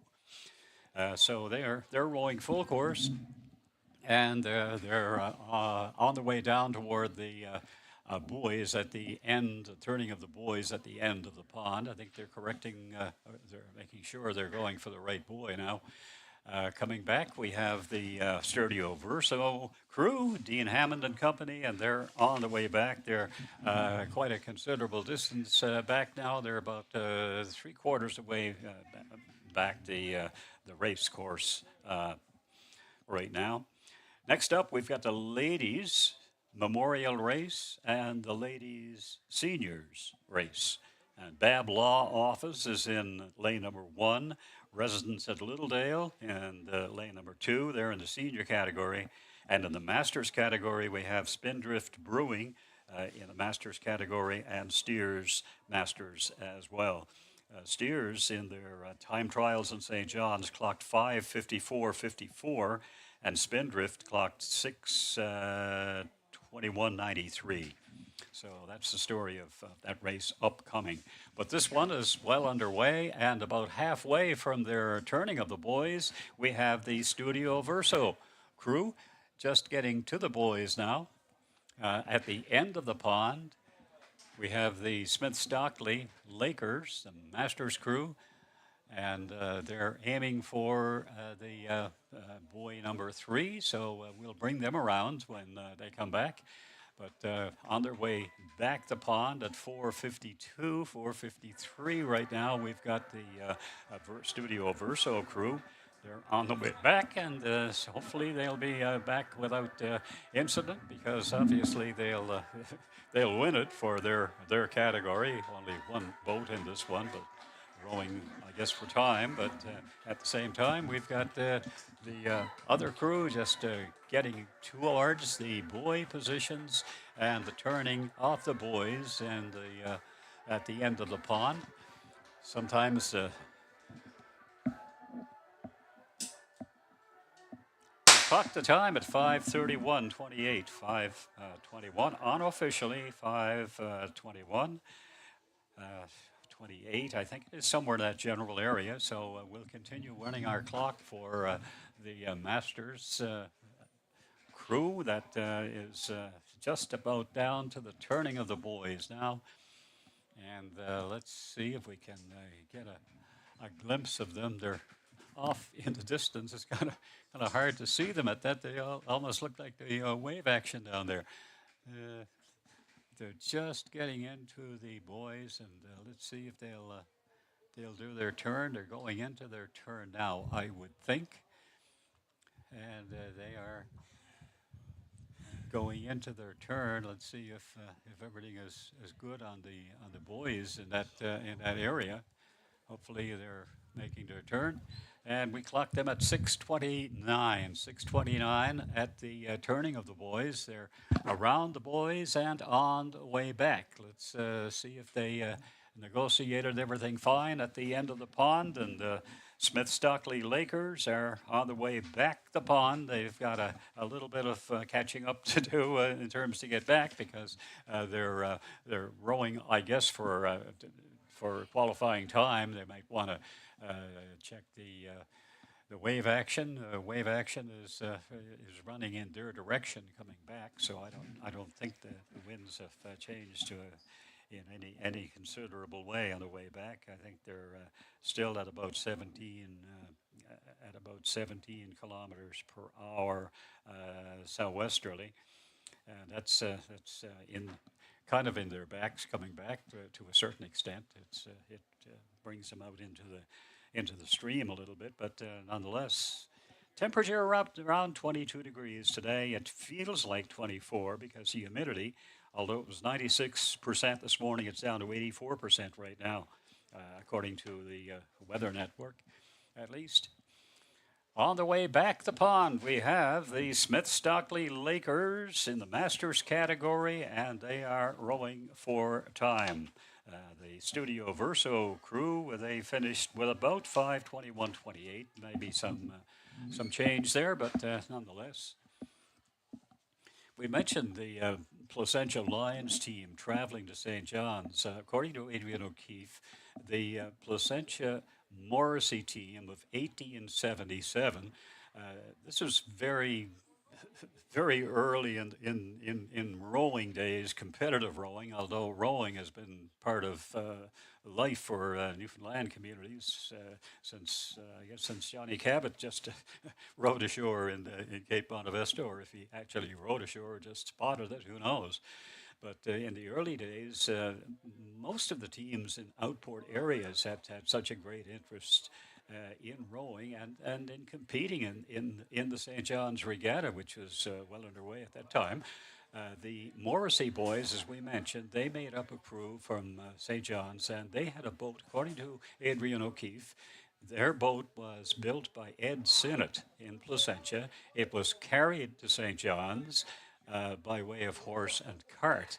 And during the last few miles in St. John's area, the boat was carried on the shoulders of the team. And that's the enactment that they did in 1977 to mark the 100th anniversary of that event. They carried it on their shoulders to St. John's Kitty Vitty Lake, and they won the championship race. Their time was 10:28. I don't know if he remembers the, the time, but he reports it's 10:28, and he says the members of the crew were 5 Morrissey brothers: Phil Morrissey, Paddy Morrissey, Moses Morrissey, Dan Morrissey, John Morrissey, and John Whalen.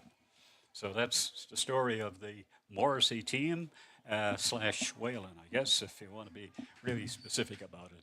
On the way back the pond, we have the last crew out there, the Smith-Stockley crew, and we make their time. Well, they're let's see, they're over the 10-minute mark right now. So we'll just see how they fit in with the time for this particular race, and if everything went well at the turning of the boys and on the way back. The Smith-Stockley Lakers Masters crew. This is race number 7 on the card today. We're almost halfway through the Placentia Regatta. We'll be 2 more before they kind of take a break for lunch. The lunch break will be short today, I suspect, because we've got the Masters Memorial Race coming up and the Senior Ladies Memorial Race. So we got 2 crews in senior and 2 crews in Masters category, and that'll be followed by the transport race with the senior women's crews as well. 3 crews in that one, which is the last one before lunch hour. Martin Surveys in lane 2, Rest NL in lane 3, and the Canadian Armed Forces women's crew in lane number 4. So that will be coming up 2 races from now. On the way back, dressed off in their blue, they've got a good I guess tailwind. If you're traveling by air, you always like a good tailwind. But they've got whatever breeze there is. It's forcing them to row ahead. They still have an oar in the water, and they're doing it well. They're about 11. They'll come in at about 12 minutes, I would suspect. Smith-Stockley Lakers Masters crew. It's a male crew. They're about 3 boat lengths behind now, and they're over the 12-minute mark. We clocked them at 12:06.95, so 12:06.95 unofficially, and that's the story of this race, which was a 2-boat race, one a half course, the other full course. Coming up, we've got the Senior Ladies Memorial and Masters Ladies Memorial, and the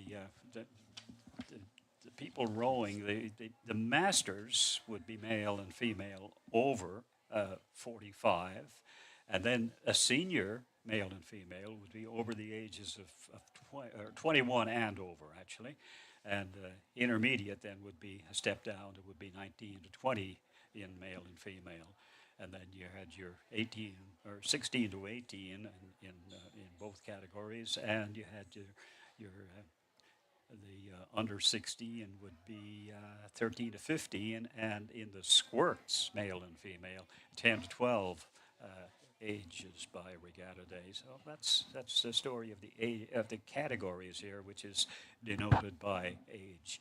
We'll be back with the official times on this last race, a 2-boat race. We'll be back with the next race, and we'll give you those times as they're produced back in the adjacent timekeepers area.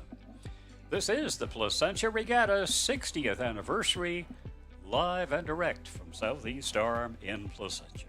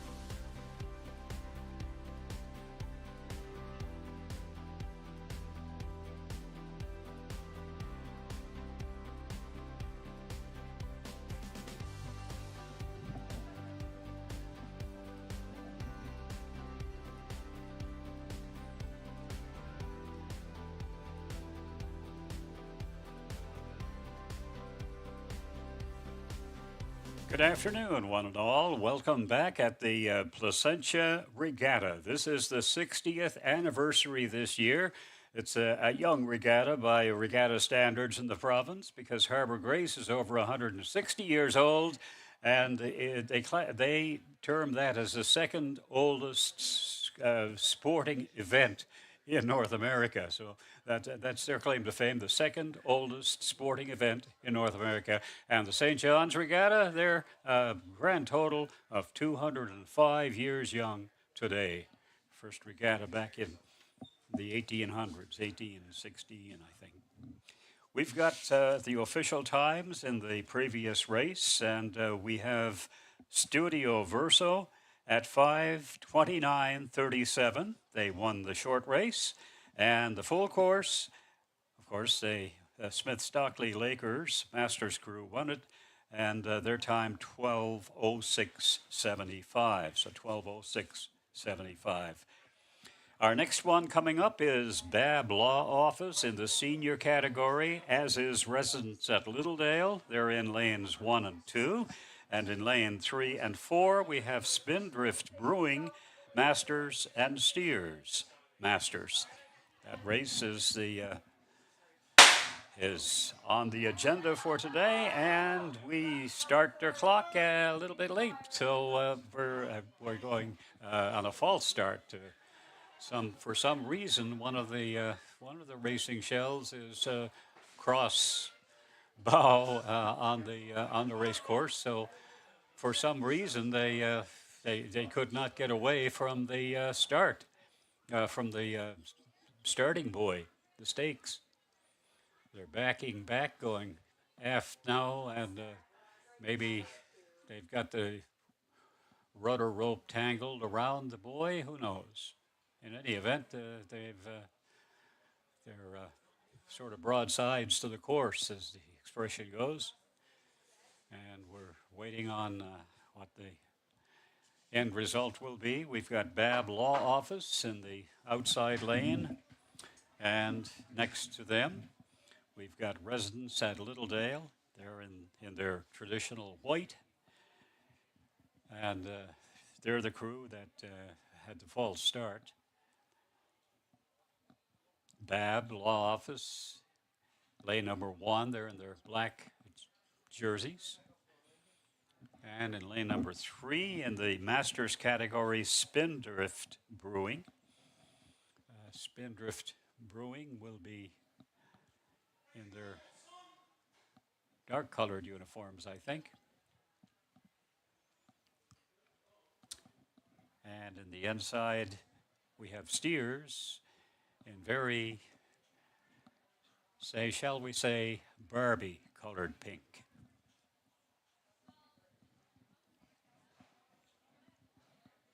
Still waiting for the crews to line up again.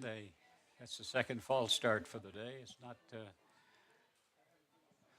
We haven't had too many false starts in later years, as opposed to the earlier years when some of the wear and tear would show on the wooden racing hulls. But these new boats, well, I call them new boats, but they're built down on the northeast coast, and they're working out pretty well. They're incident free for the most part. So now we've got Steers Masters crew rowing across on the opposite side, just doing a roundabout, I would suspect. And they'll do their turn and being encouraged by the officials' boat to get back in position. We have Babb Law Office in their black jerseys, Lenny Williams Jr., Brianna Mercer Williams, Leah Mercer, Caitlin Lush, Sarah Young, Brooklyn Forward, Erica Butt, and the spare is Tyra White. Babb Law Office in the outside lane, lane number 1. Residence at Littledale in the senior category. Fabian McGrath is the coxswain, and the crew number 6 is Megan Willett. Number 5, C. Tammy King. 4 is Heidi Keating.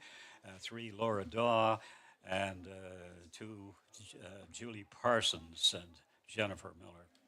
And they're in position. Spindrift Brewing in position as well. Yvonne Knight, Allison Hickman, Kelly Knight, Mary Rideout, Karen Power, Paula Ellsworth, Neva Fudge, and a spare is Sheena Coyle. Coming around the back end of the race course to the stake positions to line up again, we have Masters crew steers. Mike Shear is the Cox. Cindy Roach, Sarah Anthony, Carolyn Cody, Jennifer Brown, Kimberly Horwood, and Rhonda Bridger. The spare is Leona Rockwood. So we're still waiting for that fourth boat to come in and make an appearance on our screen here. They're back of the race course at the rear end. Just the bow is just coming into view now, and we'll see if they line up correctly. They're aiming for the buoy. One false start, but that's life. You get a few false starts in life, whether it's racing or anything else. We'll start our stopwatch again and see what gives on this one. There is this race, the Memorial Race, and a senior ladies race, won last year by Three Sisters Public House.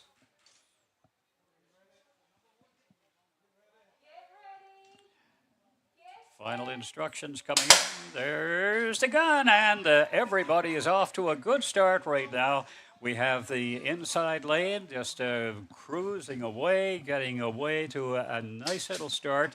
The other crew in the Masters category is in second place in that category, Yvonne Knight and her crew.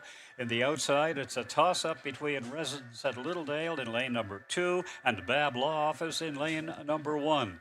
Littledale in kind of a multicolored uniforms, and Bab Law Office in the outside lane in a traditional black outfit.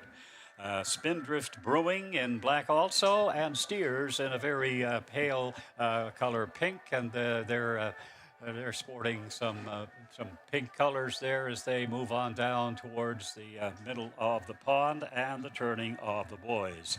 They'll do a roundabout at the buoys and head back, but as they get into about a minute right now, we have Steers Masters in lane number 4.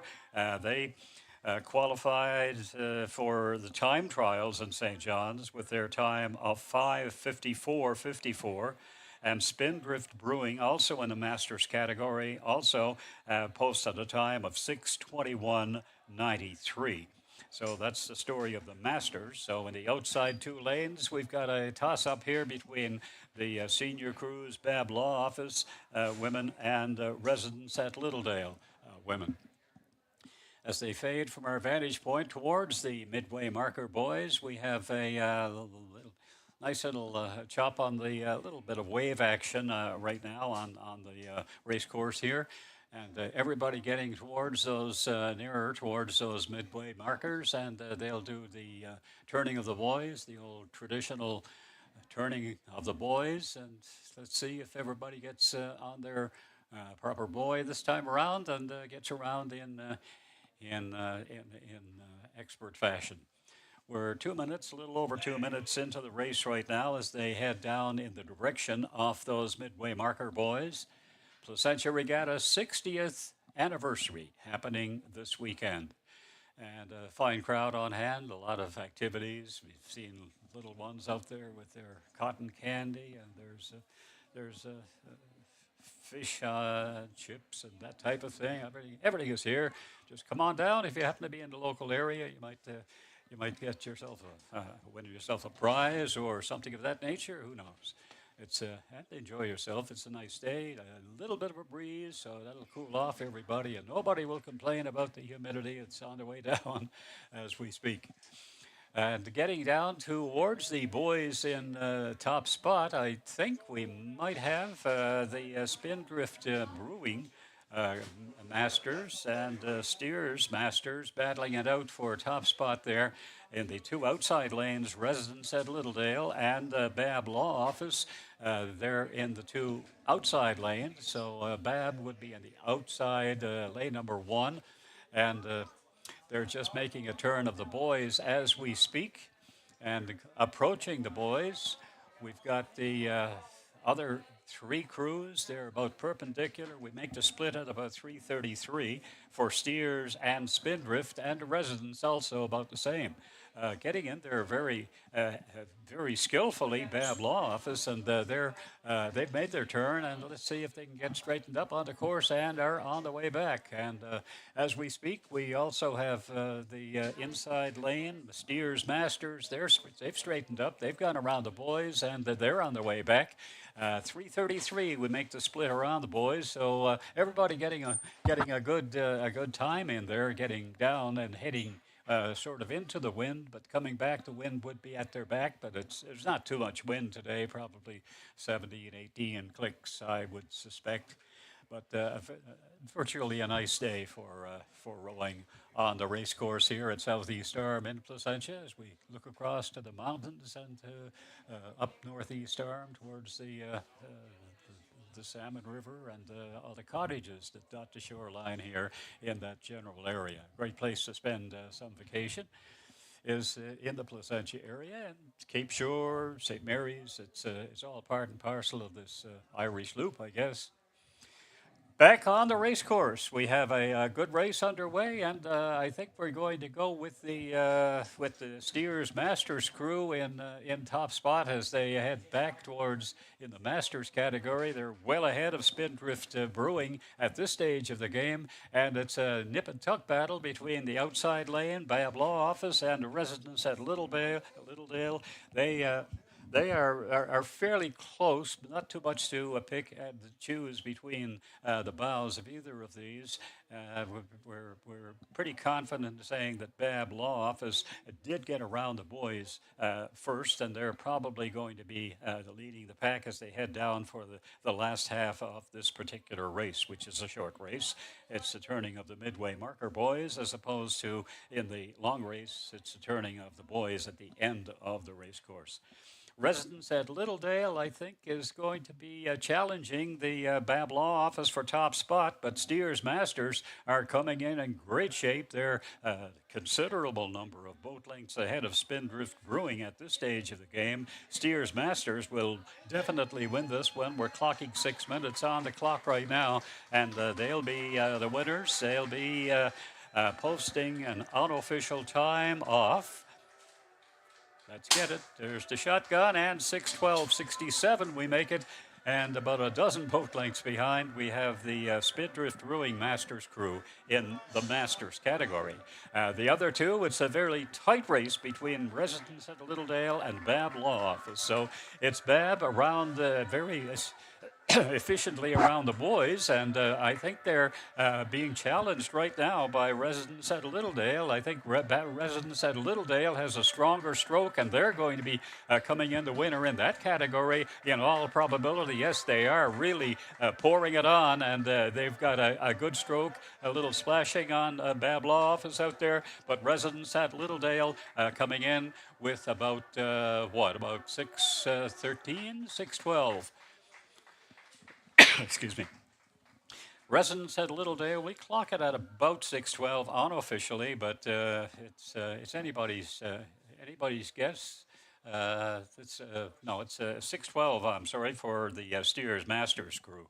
Residents at Littledale would be a little bit longer than that, but they come home and ahead of Bab Law Office. I think that's the way we would call it at this stage of the game, and the official will be coming up as time goes on. So we clock 1 and 2 for Masters Steers and Spindrift Drifting, and 1 and 2 for senior women, residents at Littledale and Bab Law Office. We'll be back with the official on this, the Senior Ladies and Master Ladies Memorial Race. One more to go before lunch break, and that involves Martin Surveys, Rest NL, and the Canadian Armed Forces Women's Crew. This is the Placentia Regatta 60th anniversary, live and direct from Southeast Arm, Placentia.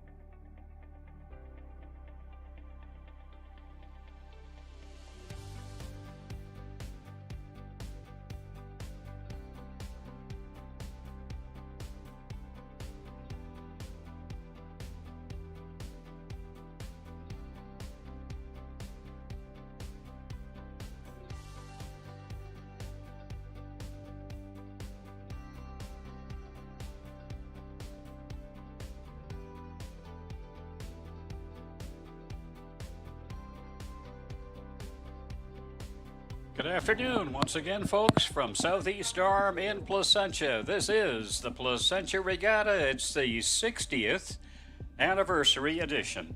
And in the next race, the transport race, we have Martin Surveys, Rest NL, and Canadian Armed Forces Women. Waiting for the starting gun. Number 2 seems to have a little trouble in getting into position.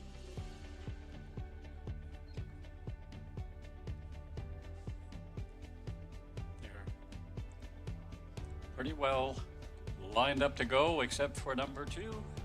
Number 2 stake. Martin Surveys, Rich Bailey, and company. Bailey has been around in the Cox's chair for some time.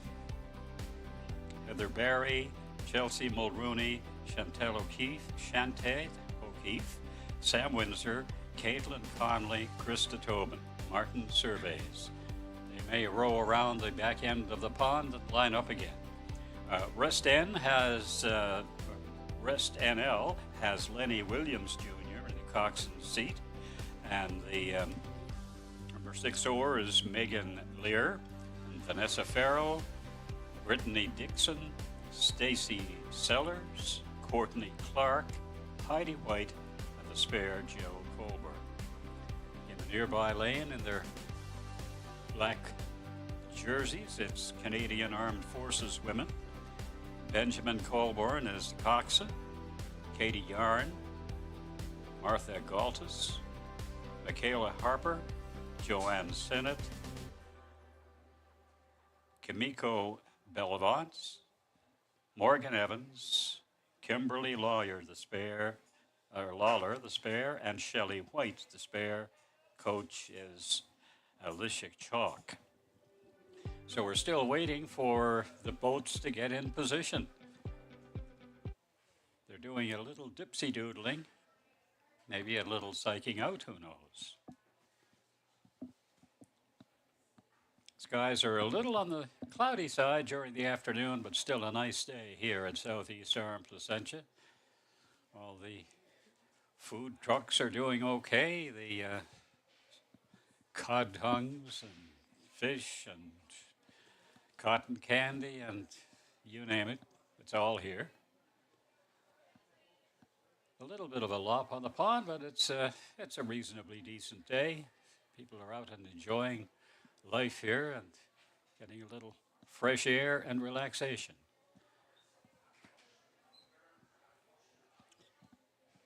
A lot of the crews do have supporters here. Let's get the final 2 crews out there now, and let's see if the third one doesn't get out of position for some reason.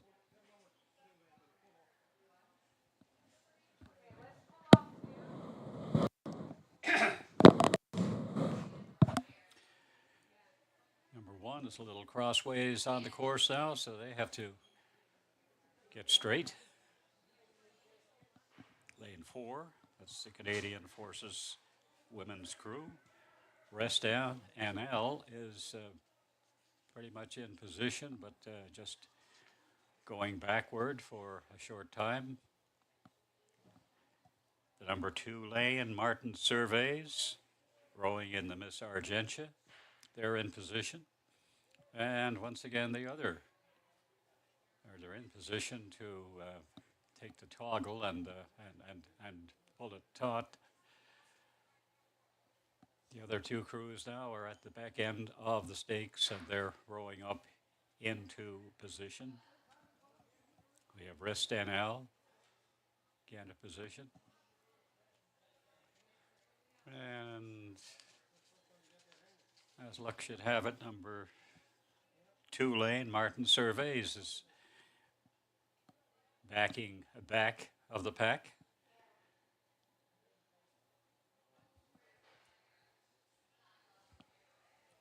Still waiting for the number 4 lane crew, the Canadian Armed Forces, to get back in position. 3 boats in this one. It's the transport race, the senior women's race. Next up, we've got Sweeney's Driveway Ceiling. It's a local crew, I would think. Woodmar Jr. That's a junior crew as well. And the under 16 girls crew, Winging It. Three crews in this under 16 girls race and junior ladies. They combine both. A combination in a lot of races here today between the juniors, the seniors, and the masters, and the men and the women, and come what may. Okay, we've got number 2 crew, lane crew Martin Surveys in position. Moving up to take the rudder toggle, we have Rest NL, Lenny Williams.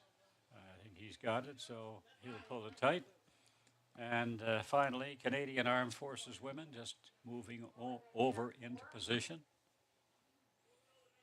So they will be leveled with the course, so to speak.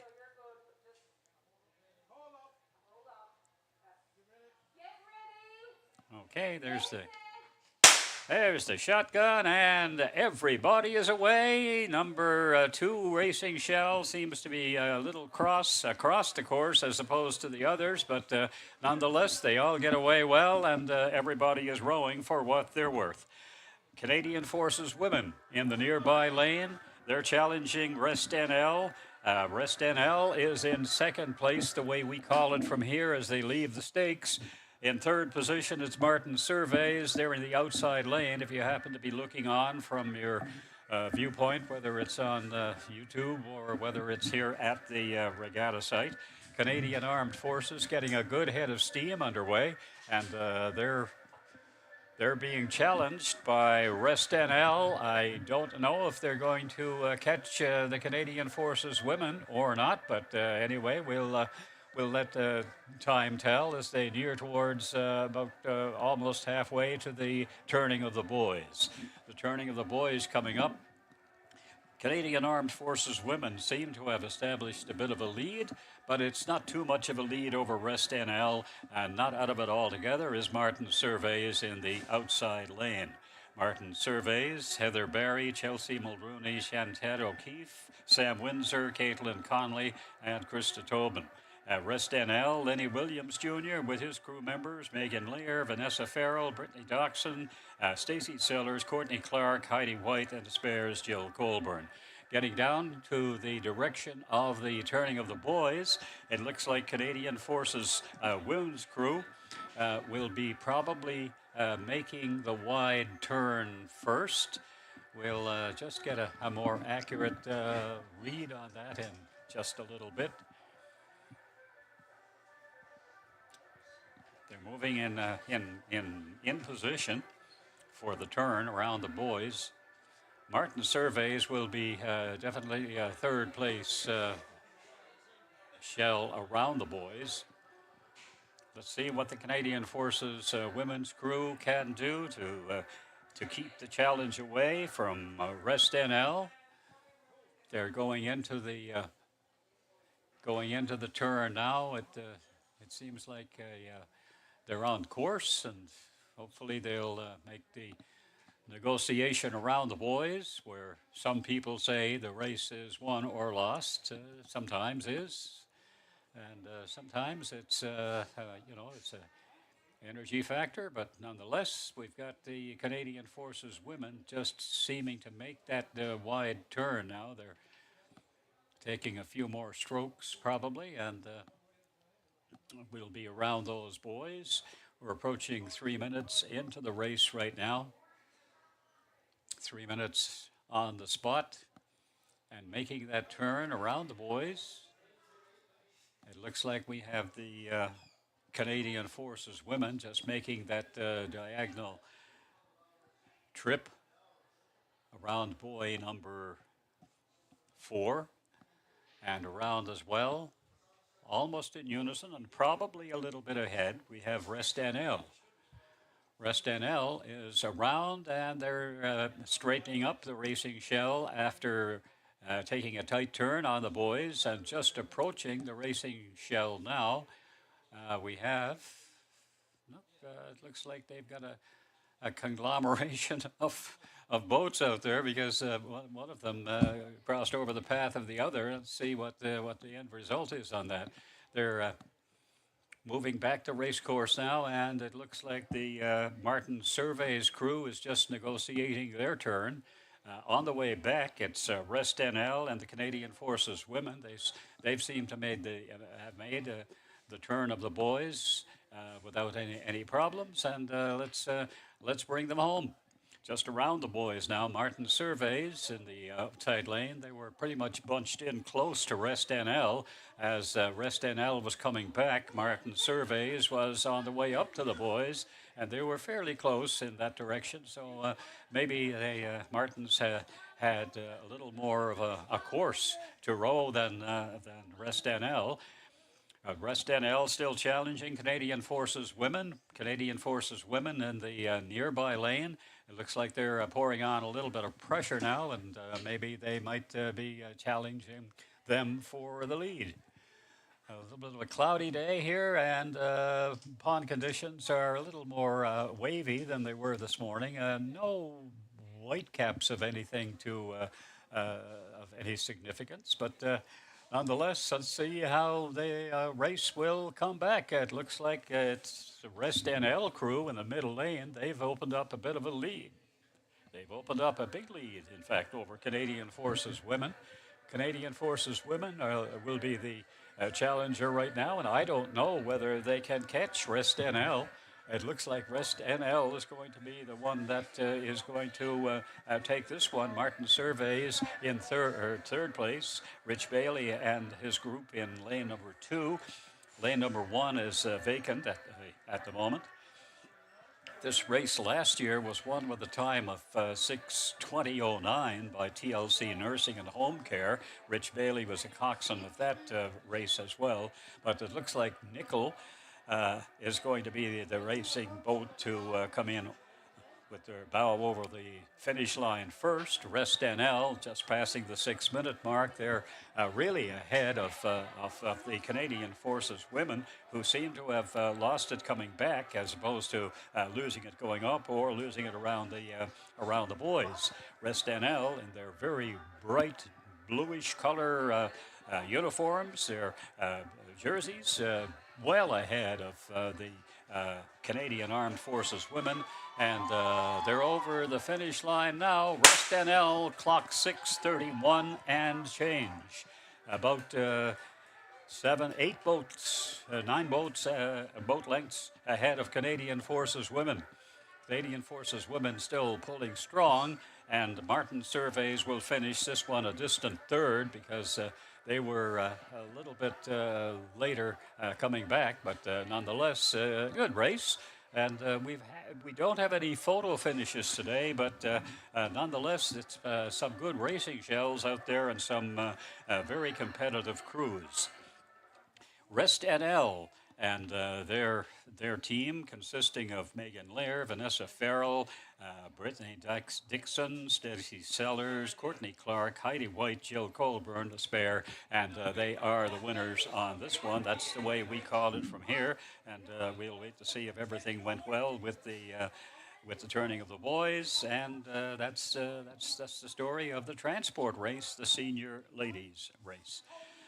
We're next up. We've got the under 16 girls and the junior ladies, and the junior category has 2 racing shells: Sweeney's Driveway Ceiling in lane number 2, and Woodmar in the junior team in lane number 3.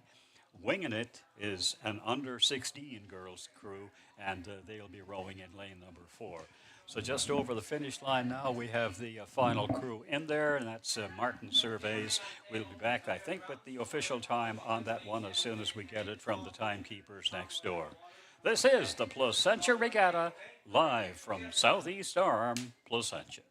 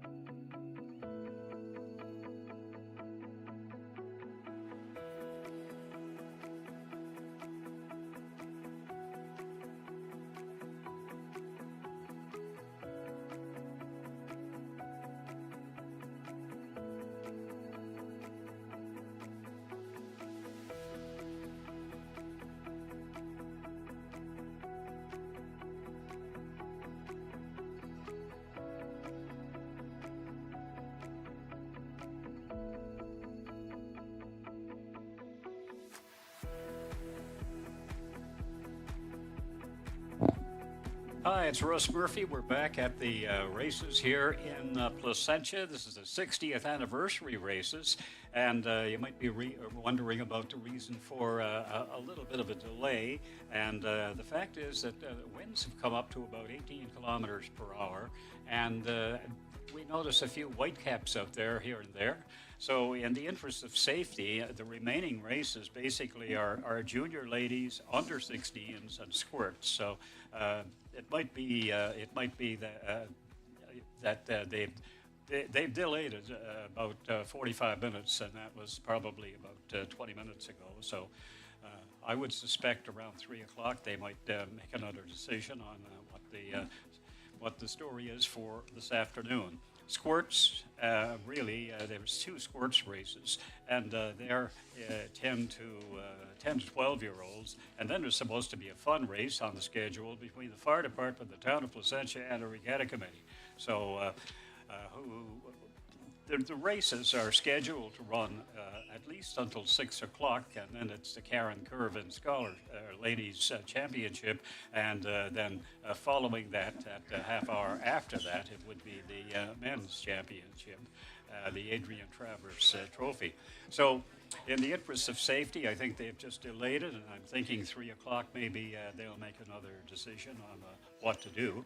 The next races coming up will be 2 junior races, 2 junior crews rowing in the next race, and an under 16 girls crew.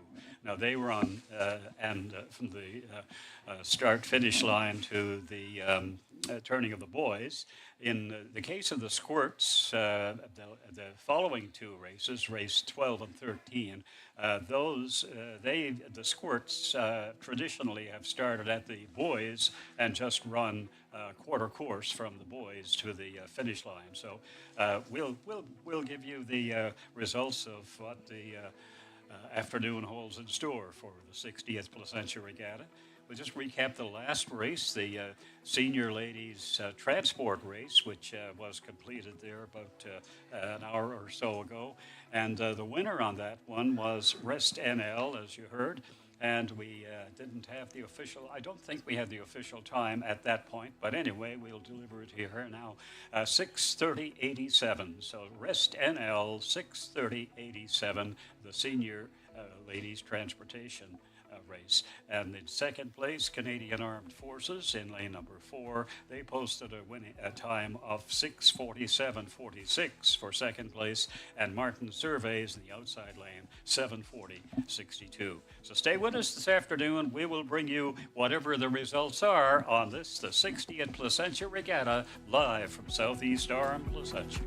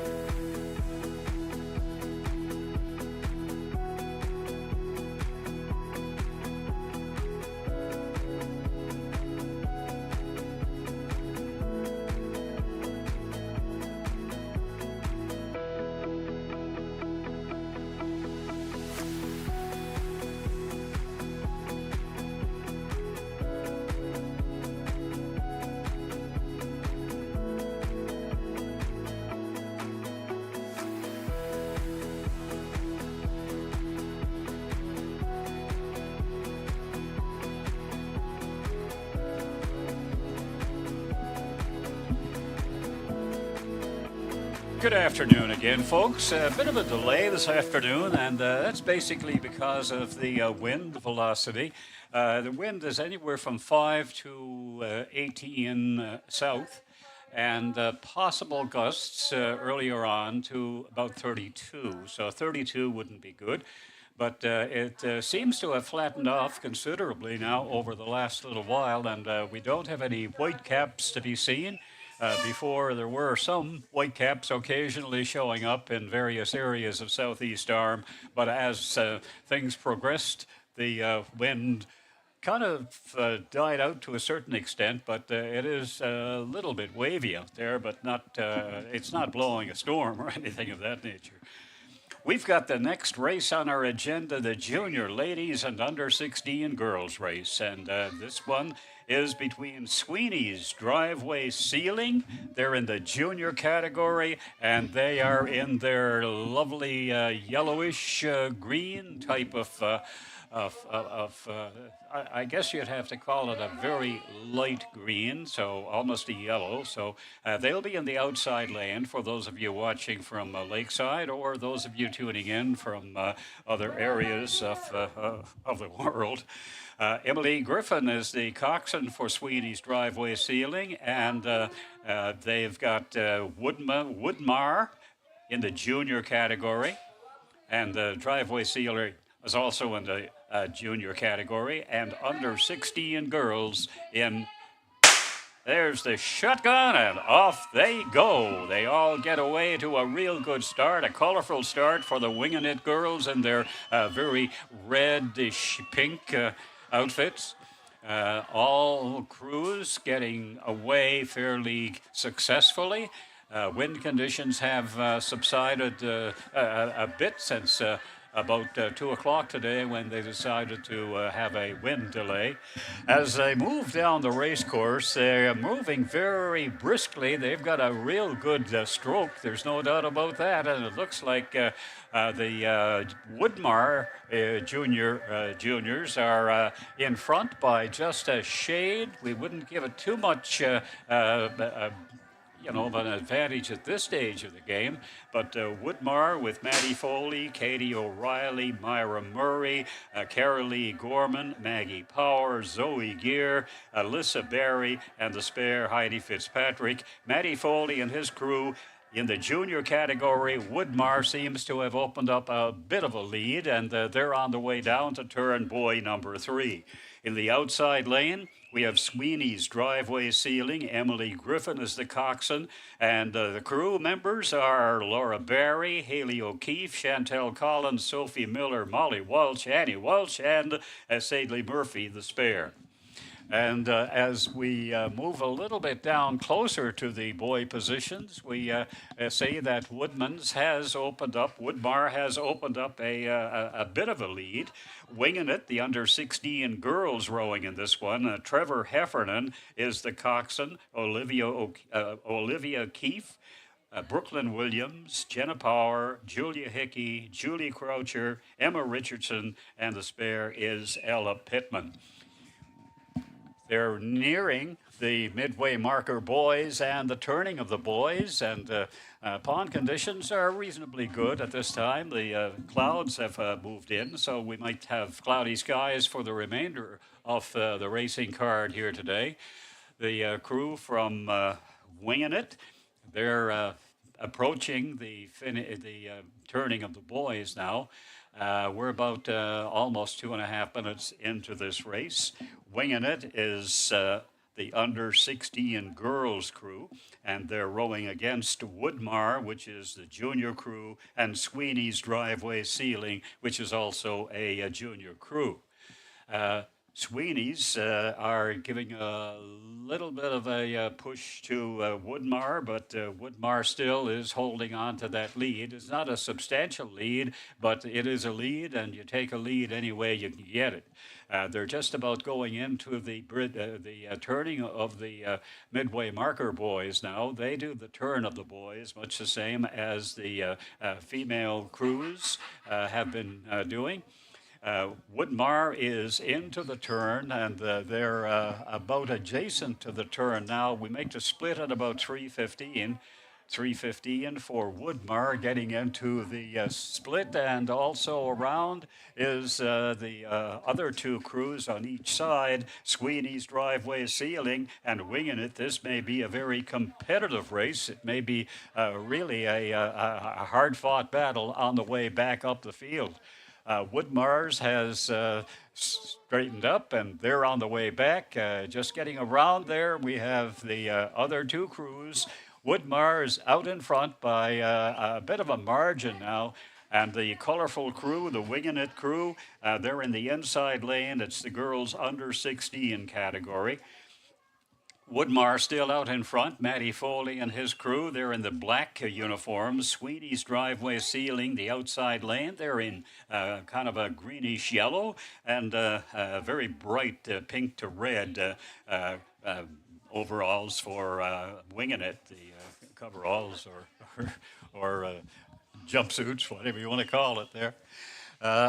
As they move down towards the end of the pond, we have a very competitive race on the go, and it looks like it's going to be a battle for second between Winging It and Sweeney's Driveway Ceiling, as Woodmar seems to have opened up a bit of a lead on the way back, and they're really pulling. They're really digging their oars into the water and coming up with a much the same as if you would swim. You kick your feet and you just surge on ahead, and that's the way they're doing it. I guess Matty Foley has them trained to really get their oars into the water. Emily Giffen is the coxswain for Sweeney's Driveway Ceiling. There's two junior crews in here, and the under 16 girls Winging It in their very bright pinkish red uniforms. Moving down about a little more than halfway now, back the pond, back towards the finish line. We have the Woodmar crew certainly out in front. They're out in front by a bit of a margin over the under 16 girls in the nearby lane. Sweeney's Driveway Ceiling will probably be challenging the crew from Winging It to coming back the rest of the pond. Maybe Winging It has a little bit of an edge over them at this point in time, but the Woodmar crew, the junior crew, coxswained by Matty Foley, is in the lead, and I think they're going to be they're not going to be caught going down towards the finish line. Looks like a second place going to Winging It, and they're just a shade ahead of Sweeney's Driveway Ceiling. And I think that's the way they went around the boys as well, and presumably everything worked out at the boys. The Woodmar crew and their kind of blackish, well, it's not black, actually. It did look black when we started out, but it's a kind of a purple uniform, and that's their color. A very bright color for the under 16 girls. There's the shotgun, and we clock it at 6:38.83. 6:38.83. Second place finisher would be Winging It, under 16 girls, and Sweeney's Driveway Ceiling just approaching the finish line now in their very bright greenish yellow type of jerseys. So a good race, a fine race all the way down. It was opened up by the Woodmar junior crew, and they kept the lead going around the boys. It was kind of a nip and tuck there, but Winging It got around well, and Sweeney's Driveway Ceiling getting around the boys well as well. So everything holding up. The wind conditions have sort of flattened the pond a little bit, and I guess we are looking forward to the remainder of today's card. It was not a rain delay, but a wind delay earlier on, and that's the story of the race so far. About a little after 2 o'clock or so, they called a 45-minute warning, and it just delayed things for a little bit. The Squirt boys and the Squirt girls will be coming up afterwards, and the Squirt girls race is the final race, and that's on the card. The next one coming up will be under 16 boys race, so just a boys race. And again, we've got 3 racing shells in this one. We've got Madsen in the nickel in lane 4, the nearby lane, Outer Cove, Wolseley in the Miss Placentia, and we have Tina Hunt and her crew, the Unsinkables, rowing in the line in lane number 2. That will be coming up shortly. We'll get an official on that when we come back. This is the 20th, or the 60th Placentia Regatta, live right here from Southeast Arm in Placentia.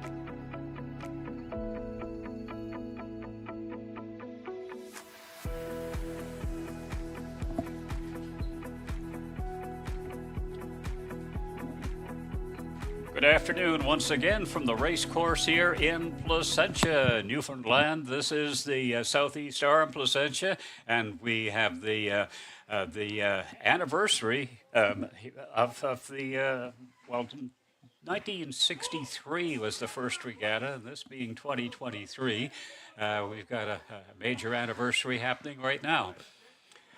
The regatta today is pretty well underway. We've got a few races left, and these are the under 16 boys and the Squirts, boys and girls. The under 16 boys are lined up now. We have the Unsinkables in the outside lane number 2 actually, in their bright blue jerseys. We have a grayish color for Outer Cove Wolseley, and Masden has red. There's the shotgun, and everybody is off to a great start. A bit of splashing there by the Madsen team, but nonetheless, they're all digging in and really pouring it on for all they're worth.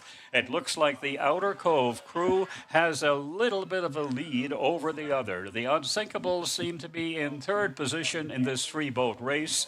And we do have the winner of the last, or winners actually of the last race, Woodmar with an official time of 6:36.19, and coming in second place in the junior category was the Sweeney's Driveway Sealing crew with 7:01.97. And in the other category, the under 16 girls, of course, winging it wanted with 6:42.22 is the time that they rode. Once again, we've got an under 16 boys crew on the pond with Outer Cove leading the other two racing shells here. Madsen with Darren Hyde and Seth Hyde, Andrew Piercy, Logan Mann, Luke Piercy, Jack Toms, Grant Clark, Jack Drovers a spare, Isaac Whalen is a spare, and the manager of that team is Jackie Hyde. And that crew right now is in second position in the nearby lane. In the top spot, as they head down towards the midway marker boys and the turning of the boys, they're about midway there now. Outer Cove Wolseley with Michael Shea in the coxswain's chair, Gabe Bartlett, Andrew Stokes, James Walsh, Drew Randall, Ben Roach, James Nixon, and the spares Andrew Waterman in that race. They're rowing in the Miss Placentia, and they seem to be in top spot as they left here at the stake positions on Southeast Arm. The other crew, the Unsinkables, with Tina Hunt in the coxswain's chair, Sam Feltham, Raj Sanchetti, Adam McDonald, Benjamin Cowan, Michael Kane, Grant Bennett, and the spares Max Dove. The coach is Tina Hunt. So the race is well underway. They'll turn the midway markers now in just a short time. And as they head down in that position, it looks like we still have the lead by Outer Cove turning into the boys. We have the Unsinkables in third place, and it looks like a battle between Outer Cove in the middle lane and Madsen in the near lane. So that's the way she stands at this point in time. The under 16 boys race. The Madsen team in red. They're bright red jerseys. They're just going into the turn as we speak. And Outer Cove Worsley in the middle. They're in a gray color jerseys. Getting around the marker boys now, a nice wide turn for Madsen. No contact, I don't think, with the, no, they got around okay. And the Unsinkables, 3:12, we make the split at 3:12, just going into the turn now we have the Unsinkables. Outer Cove Wolseley is already out, and so is Madsen. And getting around the boys, the Unsinkables with Tina Hunt and her crew just getting around there now as we speak. Very tight on the boy as well, but certainly turning on the right side as far as we can take it for granted from here. Getting back, we have Outer Cove Worsley still in the lead over Madsen. Madsen is in the inside lane in the under 16 boys race. This is race number 11 on the cards. We've got another girls race coming up, and we've got two girls races in the squirt division, and some squirt boys in there as well to balance out the whole procedure. Under 16 boys race, they turn the boys. The squirts will not turn the boys. They start in the boy position and go to the end of the pond. In the middle, we have the gray crew, if you're looking on. Outer Cove, Worsley, they're in the middle lane, and they seem to have led the pack coming out of the boys. Madsen in the nearby lane, lane number 4, in their bright red jerseys in second place, and the Unsinkables in their very bright blue. As they head down towards the midway portion of the about 3/4 the way through this race, we certainly have a lead there by Outer Cove, but I think Madsen is certainly keeping up with them, because they did that on the way down the pond and on the way back as well. Madsen is really pouring it on. Outer Cove, Worsley, a little bit of a lead. Madsen now may be able to close that lead. The Unsinkables in the outside lane are a distance back. But the Outer Cove Wolseley crew are out in front. They're in the middle lane in their grayish color jerseys. Outer Cove in front. Madsen still challenging. Madsen may have time to overtake them as they move towards the stake position. We clock it at about 5.5 minutes right now, so a pretty good time on this one with the under 16 boys. Coming up on 5:40, we have the Outer Cove Worsley crew still out in front. Madsen challenging them. They're probably a less than a boat length behind right now. Well back is the Unsinkables in the outside lane. Outer Cove Worsley is just going to cross the finish line about 3/4 of a boat length to a third of a boat length ahead. We clock the time at 6:02:13. 6:02:13, that's the unofficial time. The winner, Outer Cove Worsley, and Madsen in the Miss Nickel in lane number 4 came in second place. The third place finisher just approaching the finish line in their bright blue, Tina Hunt and her Unsinkables. So that's the story of the under 16 boys race. We'll have the official time on that one as the crews gather around at the end of the pond for a cool down. Next up, it's the Squirt boys and the Squirt girls. We have East Coast Catering in lane number. Again, we have 3 racing shells in this one. Kelly Bust and her crew in the East Coast Catering in the Miss Argentia. That's lane number 2. And we have Mars Contracting in lane 3 in the middle lane with the Placentia as their boat. Tina Ring Hunt is the coxswain. And Winging It Boys team with Trevor Heffernan as the coxswain rowing in the Miss Lion. So that's the next race coming up, and then we've got an all-girls squirt race in the under, the 10 to 12 age category. So they will be going down toward the boys and leave there and come on back.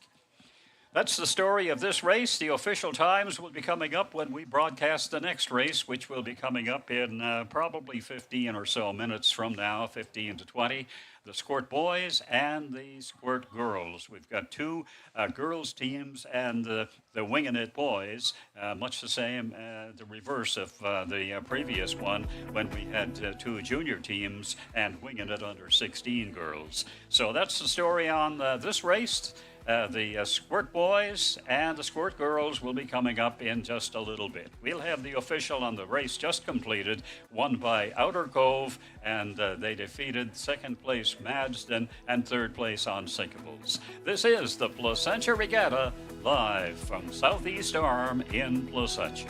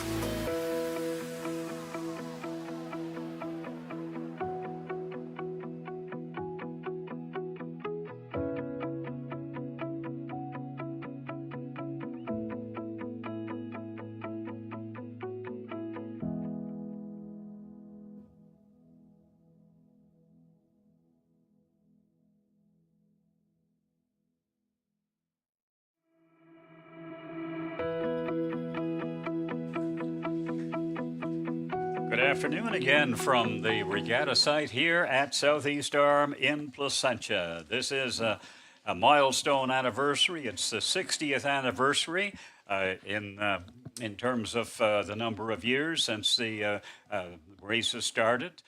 There was 1 year in 1975, I think, that they did not have a regatta. And of course, the COVID thing was a little bit up in the air. We've got three racing shells in this one. I see two out there. I don't see the third, but obviously it's there lurking somewhere. And we're waiting for the start of this race, which will be starting from the boy position. They row a quarter course. They're East Coast Catering in the outside lane, and they are the Squirt girls. And Mars Contracting in the middle lane. I think they're in the red jerseys, if my color code is correct. It's quite a distance down there, and you really need a telephoto lens to get down to the other end of the or midway down to the other end of the pond. They start at the halfway marker, boys, and they row just a quarter course to the stakes at the end of the pond, which is in our location here atop the boathouse. We've got three racing shells in this one. Squirt boys will be winging it. Trevor Hefferon, Nathan Keefe, Keegan Roach, AJ Power, Nikki Collins, Ahmed Hiba, Skylar Fitzgerald, and a spare is Jaden Leonard. That's the Wingin' It Boys team, boys crew. And we've got two competing for top spot in the Squirt girls. This is 10 to 12 age group. East Coast Catering will be in the outside lane, which is really lane number 2. Kelly Bust with Rachel Langdon, the crew members, Rayleigh Courtney, Via Churchill, Grace Norman, Bridget Conley, Isabel Bourne, and a spare is Jane Lilly. Mars Contracting, they're in, I think they're in sort of a grayish color outfit. Tina Ring Hunt is the coxswain, Rachel Cook, Bridget Roach, Hilary Sharp, Lola Windsor, Avery Warr, Ava Marr, and Callie Malone is the spare for that one. We are awaiting the official start of this from the starters. They'll start it with the shotgun from this location here or from down in the other location, but we will see them dip their oars in the water when things get underway. Kind of a nice evening now, a little wave action, but the winds are down a little bit from earlier on today. The temperature's about 24 degrees. It's a cloudy day here at Southeast Arm, Placentia. But the wind gusts occasionally to in the 30 kilometer per hour range, and a gust basically is just a short burst of wind. It could be 15, 20 seconds long, something in that area. Humidity is down to 75% right now, or 76% actually. It was to 75. It's back up one notch. I don't know whether that means a lot to anyone, but it is that value right now on the humidity scale. We're waiting for the start of this race, which will be starting from the midway marker boys. We have 3 racing shells rowing in the Squirt division. Squirt boys with Wingin' It boys team rowing in a Miss Lion in the nearby lane.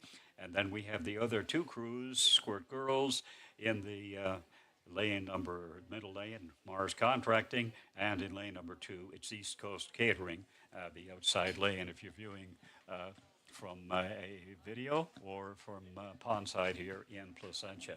One more race to go. It's a Squirt girls race as well. All girls, J&E Enterprise, Akuran, Orkin, Canada, and Red Line Automotive. And that'll be the final competitive race. There is a schedule to be a fun race. I don't know what it entails, but it involves the fire department, the town of Placentia, and the regatta committee. So, to take pot luck with that one, we really don't know what to expect. bit on the cloudy side during the afternoon here, late afternoon, as the wind should abate during the early evening, and it should be rather pleasant for the two championships. I think I I could be corrected, but the championship, the men's championship, looks like a repeat of the first race of the day, which was won by Capital Home Hardware. Their time at the first race of the day, 9:37.73. NTV second there at 9:45.82. And then the other two times over the 11-minute mark. So I'm pretty safe in saying that Iceberg Heat Pumps and Canadian Armed Services will be in that championship race. And for the women, it looks like Daw and Burke had the fastest time at 5:22.43. Next fastest time, Studio Verso, 5:29.39. And then it was Montanum Health at 5:39.50, and Rest NL with 6:30.87. That is subject to change because we're just doing it from notes here today, and it will be a reality as things get underway with the first race, the championship race, which will be for the Caravan Trophy.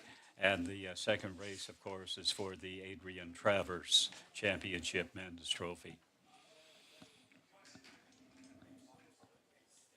Big announcement for Argentia area this week as the big news came from the federal government with federal funding for the Port of Argentia, and that funding will greatly improve the docking and lengthen the docking, I guess, and the wharfage area to accommodate larger vessels. $38 million. It'll enable a greater scope of activity for Argentia and offloading capacity, such as the activities associated with materials for the wind turbines, which will be assembled in the yard at Argentia. And that's certainly big news for the Port of Argentia this week, and other funding announcements a bit earlier on for the Argentia area as things start to materialize there following the closure of the naval base back in the 90s. Okay, we're having a little jockeying for positions there as the crews will be lining up at the buoy positions, the midway marker buoys, to just row one way. Squirt crews do row just to one direction. It's basically a quarter of the entire course. It's halfway, but halfway in the women's division. Women's division turn at the buoys. The squirts will start at the buoy positions and row up towards the finish line. We may not necessarily get the sound of the gunshot if they're doing it from the safety boat, which is always on the pond here during the regatta. Safety is a big concern, certainly what it was when wind conditions were a little more vociferous when they earlier in the day. The wind is at the backs of the rowers, so they will have the wind with them going back. They don't row against the wind. It's all in the one direction. The race and the wind are just helping to give them a respectable time. Rowing from lane number 3 will be East Coast, or lane 2 will be East Coast Catering. Lane 3 is Mars Contracting, and in lane number 4 it's the boys team, the Winging It, and they'll be rowing for time, I would imagine. As did the earlier Winging It girls under 16 team. They came in with 6:42.22. So let's see what happens with the squirts. Okay, it looks like they've started that race. We did not hear any starting shot from down in that area, so in all probability, we're just going to start at our stopwatch a little bit late, and hopefully everything will work out well. It looks like let's see, it's a pink team for the Winging It boys. Not sure. That's the color on the inside lane, and rather white for Mars Contracting in the middle, and the other crew, the outside lane, East Coast Catering, all getting off to a pretty good start. So I hope that we have that correct as they started out. It's difficult to tell when they're lining up in the area that's further away, but they are rowing in those lanes in that direction. So Winging It seems like it's they're in a rather reddish color outfit. Mars Contracting next to them, they're in the middle lane. Tina Ring Hunt is the coxswain, and Kelly Buste is the coxswain for the crew further out, East Coast Catering. East Coast Catering seems to have a little bit of a lead right now, or at least a fraction of a lead over the other two crews. Second place we'd have to give to Mars Contracting at this stage of the game if they are the ones that are in the center of the race course. And the Winging It boys on the inside lane, presumably. A real good showing there by East Coast Catering, the outside. East Coast Catering, their dark jerseys, really putting on a display of oars personship, if you could put it that way. They are one of the two girls' crews in this run. Mars Contracting in the middle, East Coast Catering the outside lane. It looks like the East Coast Catering is going to take this one. We clock it at about 2 minutes, but we're a bit late starting on our stopwatch, and let's see what the end result brings. The Mars Contracting crew, well back of the pack. They're rowing, well back of the East Coast Catering, and then Winging It is further back again. So that's the story of this race. And there's the final. The shotgun will sound, and it looks like we were about 2:30, somewhere in that general area, maybe a little bit over 2:30. Middle lane is the crew from Mars Contracting, and the Winging It boys. It looks like they're going to be in the near lane, and they're a third place finisher in the race, but they are rowing for time in any event because there will be two first place finishers on this one, and it looks like East Coast Catering and Mars Contracting are the deciding factors in the girls division, and the Trevor Heffernan and his Winging It boys rowing in the Miss Lion in the near lane. They are rowing in for time as well, and they obviously will win in that capacity. Let's see if they have a better time than the ladies earlier on, the under 16 girls rowing it in 6:42.22. Only time will tell, and we'll be back with the official on this two-division race in just a little bit. The next race coming up is the final race in competition, the Squirt Girls race between J and E Enterprise. The outside lane rowing in the Miss Nickel, lane 1. In lane 2, a Cruin in Miss Lion in lane 2. And in lane 3, rowing in the Miss Argentia is Orkin, Canada, and Redline Automotive in the near lane, rowing in the Miss Placentia. It's an all-girls race. It's in Squirt division. We'll be back with that when it comes up, and we'll have the championship races a little later on after the fun race that is featured following this next race. This is the Placentia Regatta 60th anniversary, live from Southeast Arm in Placentia.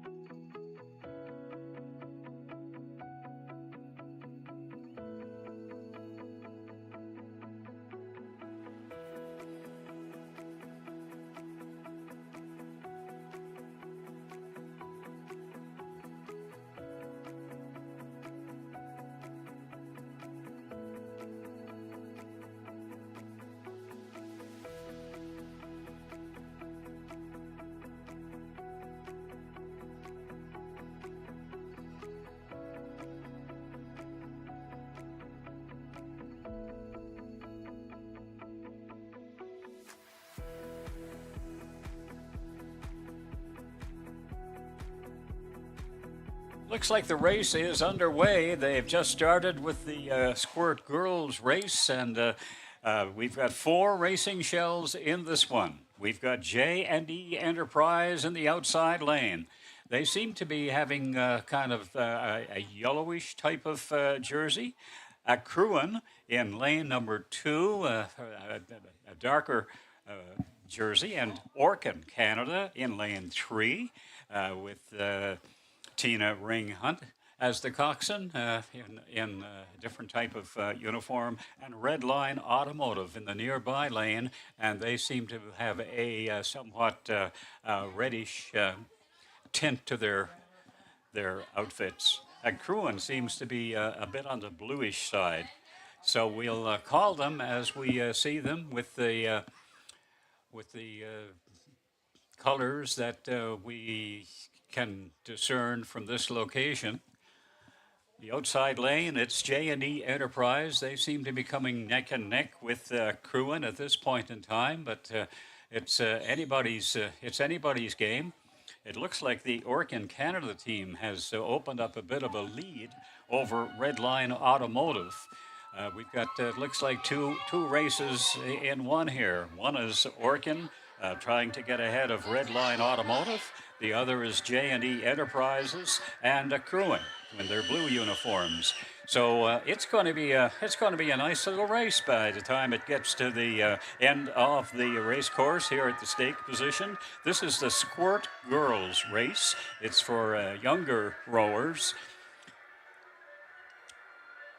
We did not get a start on it's hard to get a start on down in the other end of the pond once they dip their oars. It's about a little over 2 minutes into the race right now. And it seems like we've got the 2 inside lanes battling it out and the 2 outside lanes battling it out. Orkin Canada has developed a bit of a lead over Red Line Automotive at this stage of the game. And on the other side, we have the Cruin crew opening up a bit of a lead over J&E Enterprise. That's the way we call it from here. They've still got a considerable distance to go.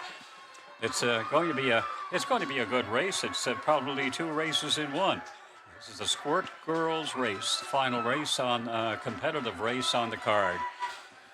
Orkin Canada still with that lead over Red Line Automotive, and on the other side of the line, there you go. There's the end line, the end of the game. Orkin Canada, and we have Red Line Automotive about a boat length, almost a boat length behind. The other 2 racing shells are battling it out for. It looks like the Cruin crew in their blue jerseys may very well have a bit of an edge over the yellow, the J&E Enterprise crew. We clocked the time at around the 3-minute mark. Probably, I don't have an accurate assessment, but somewhere on my unofficial time, we have 2:54. So Cruin just over the line now. And coming up to the line, we have J&E Enterprises in their yellowish type of jerseys. That's the story of this race. It was a rather fast race indeed. And we've got a shotgun to sound at each and every one of them as they cross the finish line. Orkin coming in first over Red Line Automotive second. Third, it looks like a Cruin over 4th place J&E. That's the way we call it. We don't have an official. We will have an official when we come back, an official time on that one. It's somewhere nearing the 3-minute mark, but it's a guess right now on my part.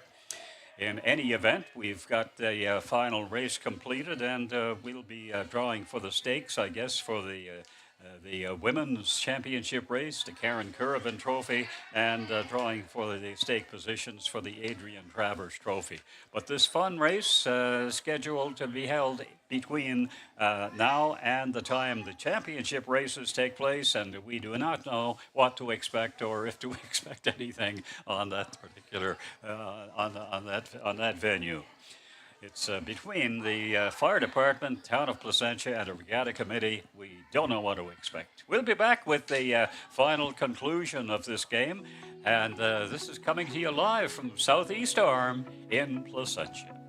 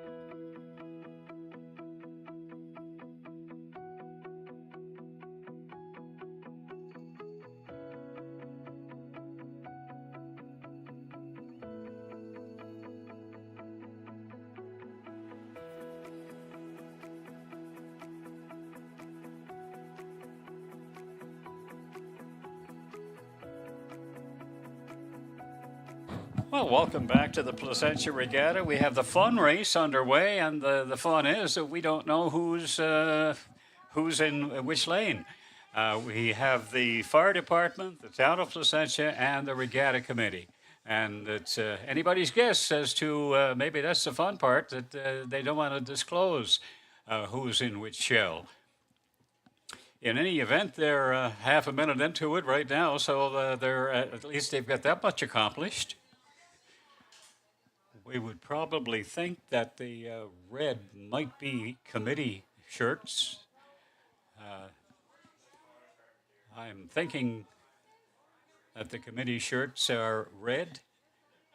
Don't know, can't see a coxswain yet because we would think that maybe Maddie might be a coxswain for one of the crews there. Not sure. This is kind of a surprise, a fun race. But the fun is that the rowers are having the fun. They're keeping everybody guessing. Okay, blue shirts. What does blue shirts indicate? I would think maybe the fire department has the red shirts. I do not know. We'll bring them home in any event. We're already a minute and a half into the race, so they've got a little bit of water to cover between the time they reach the end of the pond.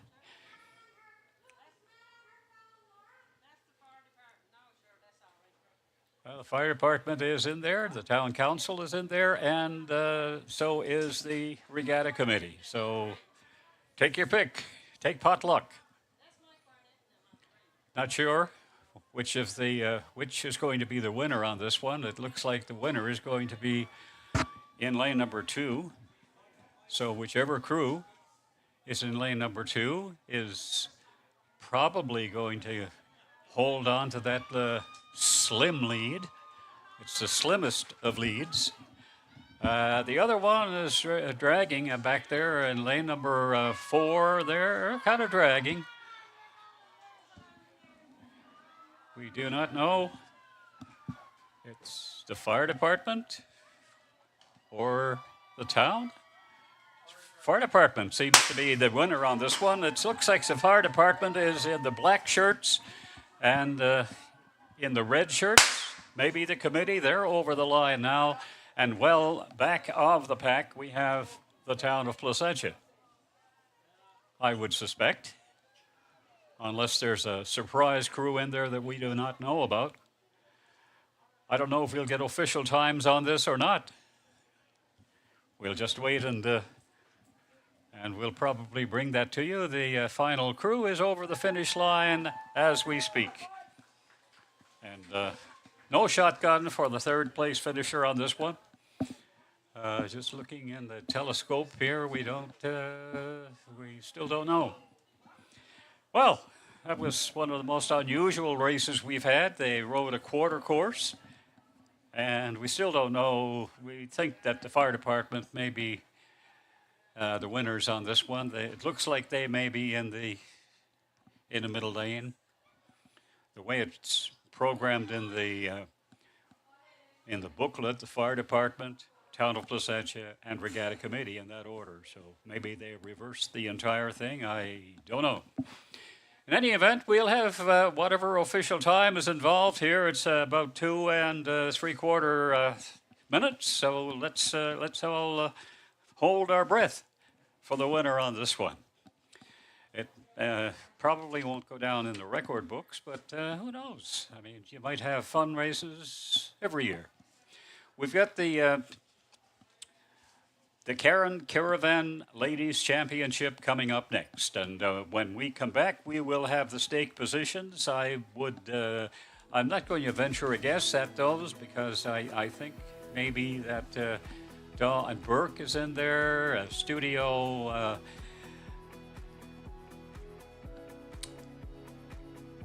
Versa is in there. It looks like the Momentum Health and Rest NL, but we'll get the official on that. This is the most unusual of races, I have to admit, the 3-boat race, and they did finish the course. Give them credit for that, and they must have done some training. So we'll get the official time if there is an official time for the officials in the race. We'll be back with that in just a little bit as we bring you the Women's Championship for the Karen Caravan Trophy live from Southeast Arm in Placentia.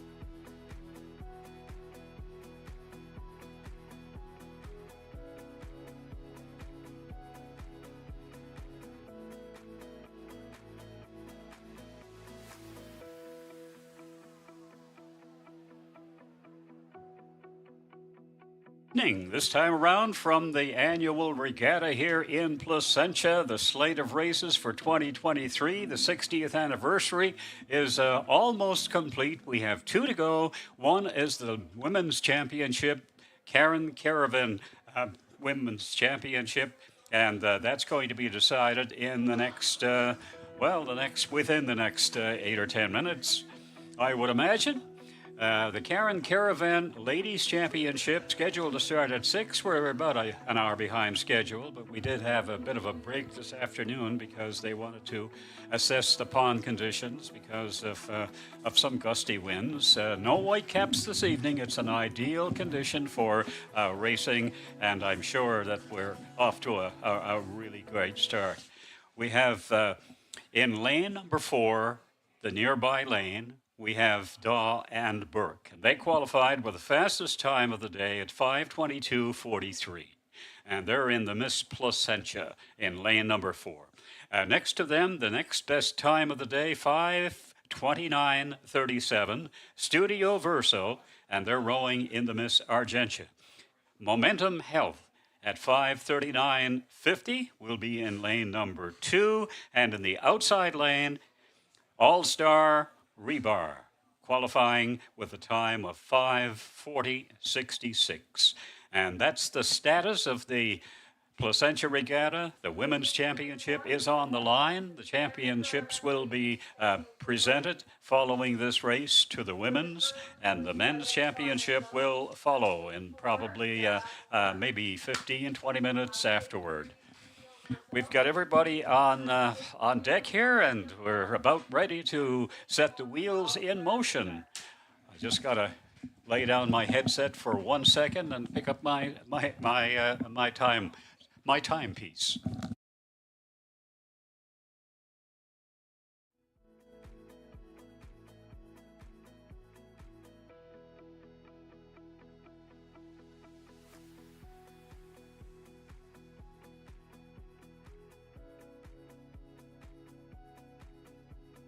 We're all set to go. Sorry about that. I should have picked up that beforehand, but nonetheless, we're ready and willing to roll this race. This is ideal conditions. The starters are just about ready. All 4 racing shells are poised. They're in position. They're ready to go, and we should have the start of this race in just about a split second. Once again, in lane 4, it's Daw and Burke. Get ready, get set. There we go. We're off with the Women's Championship here at the 60th Placentia Regatta.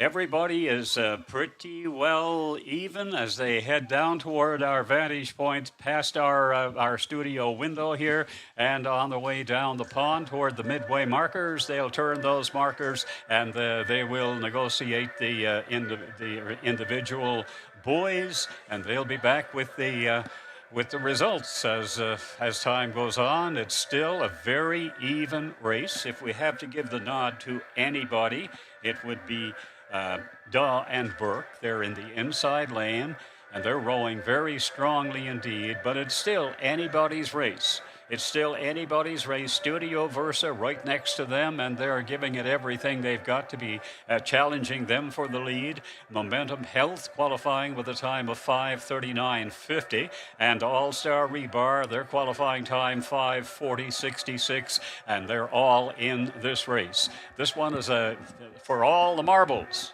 for the 60th anniversary celebration here in Placentia. They're about halfway to the midway marker, boys, and we're about a minute and some change into the race so far. 1:21, 1:23 right now. Daw and Burke getting off to a little bit of a razor-sharp, thin edge lead. Studio Versa and the other 2 racing shells very much in the race as well. They're pretty much even. Even their bows are just about even. If we draw a line across the pond here, we'd not too much to choose between either or the other. And we'll stand up for one little minute here as we try to get a little bit of an accurate description of where everything is. We're at the end of our tether right now, so we want to see who is going to cross the line first and get around those boys. It looks like we've got a number of people standing in front of them. The camera is up high, so we'll get a better view from the camera in all probability. Going into the turn right now, we have all four racing shells almost in unison. Getting around, first approaching is Daw and Burke. They're approaching the boys first. They have a very tight turn. It is a good turn. They're around the boy. And going into the turn now, we have the other three racing shells. And that's the way they went down the pond. That's the way they left the stakes. And who knows what way they'll end this race. Daw and Burke straightening and getting ready for battle. We have All-Star Rebar in the outside lane. They're around the turn as well. And Momentum Health and Studio Versa also negotiating their turns around the boys. It's a lovely evening here at Southeast Arm and Placentia. People gathering on the field, supporters and fans, and just people enjoying the good weather. It's about 20 odd degrees as we have excellent pond conditions as we have the women's championship, the ladies championship. It's on the line here. Daw and Burke getting a good head start, and Studio Versa, Momentum Health, they're in the race as well. And challenging in the outside lane, we have the All-Star Rebar crew. And coming back, the All-Star Rebar getting around the boys as we speak. All-Star Rebar is probably fourth around the boys. Daw and Burke, they were first, but just an eyelash ahead of Studio Versa and Momentum Health.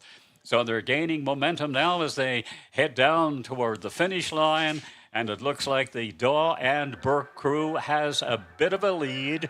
Daw and Burke will probably, if they can sustain their stroke until they get to the end, they will probably win this one. Well back of the pack, we have the All-Star Rebar crew rowing in the Miss Nickel. The two crews battling out for second, Studio Versa and Momentum Health. It'll be anybody's guess as to who will win this second place finish and the third and fourth, of course.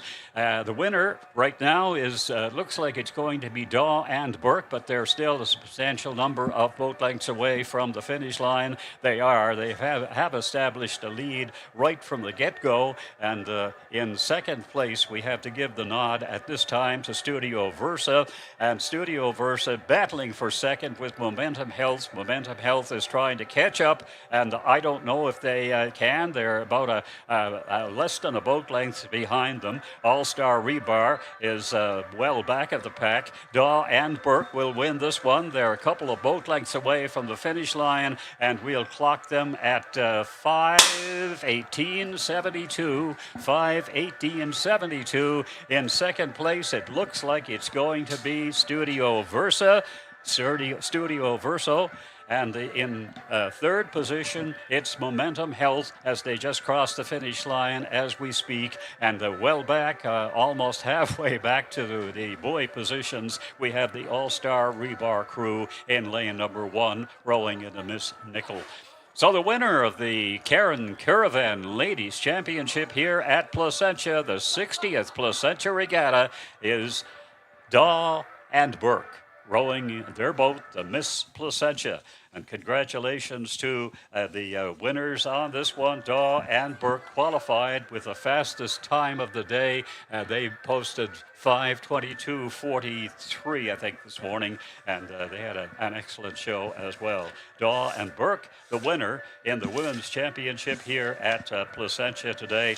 A well-deserved win, and they came in the 8:30 race this morning with a very nice reading of 5:22.43. We'll get the official on the championship I would suspect it would be a little bit less than 5:22:43. So the best time of the day will have been rowed by Daw and Burke. Denise Carew, Nicole Saunders, Megan McCabe, Lindsay Freeman, Megan Saunders, Amanda Muse, Katie Brian. Congratulations. Beth Davis is the spare, and the coach is Jack Fagan. Congratulations to all. Daw and Burke, the women's championship. We'll be back with the men's championship, and we'll have the official times on this one in just a little bit. This is the Placentia Regatta 60th anniversary rowing here at Southeast Arm in Placentia.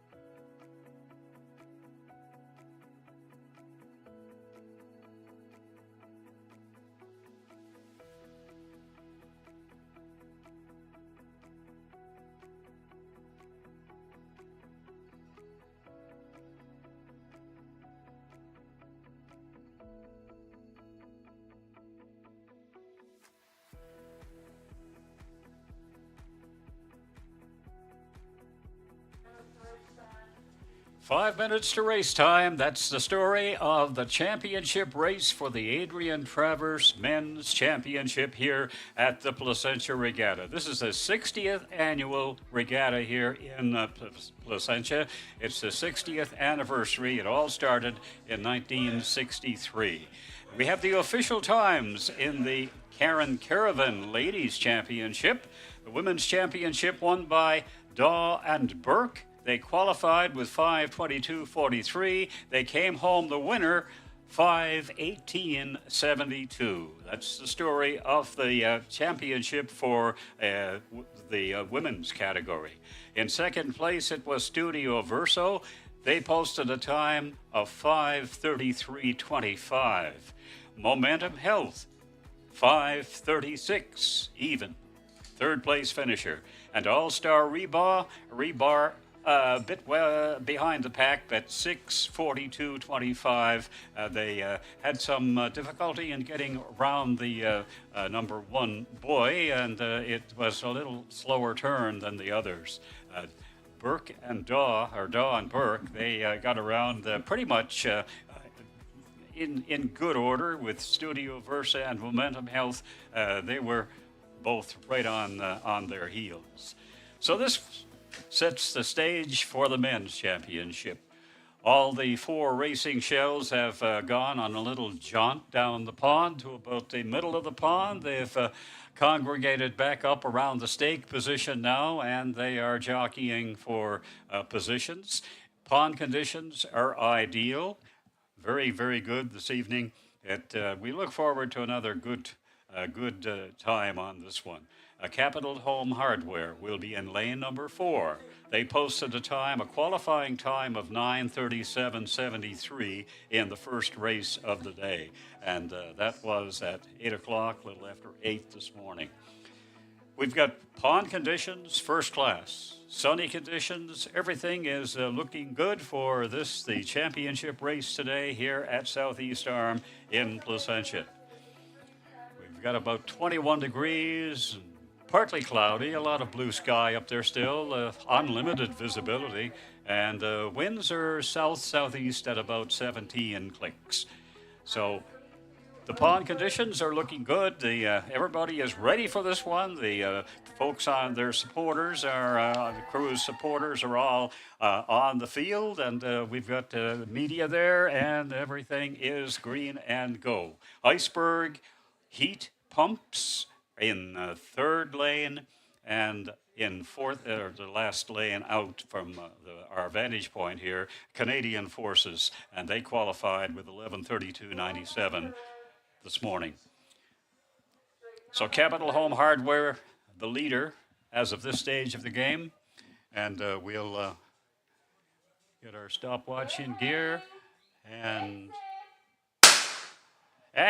they are off. Everything is looking good, and we're just into the race and opening up a commanding lead right at the get-go. We have the Capital Home Hardware crew. Capital Home Hardware posted a very good time trial in St. John's at 9:35.62, and Capital Home Hardware battling it out for first and second with the NTV crew. NTV not too far behind. In fact, I think maybe NTV might be gaining some strength as they move down the pond. They'll cross the midway marker, and they'll all the four markers, the boys at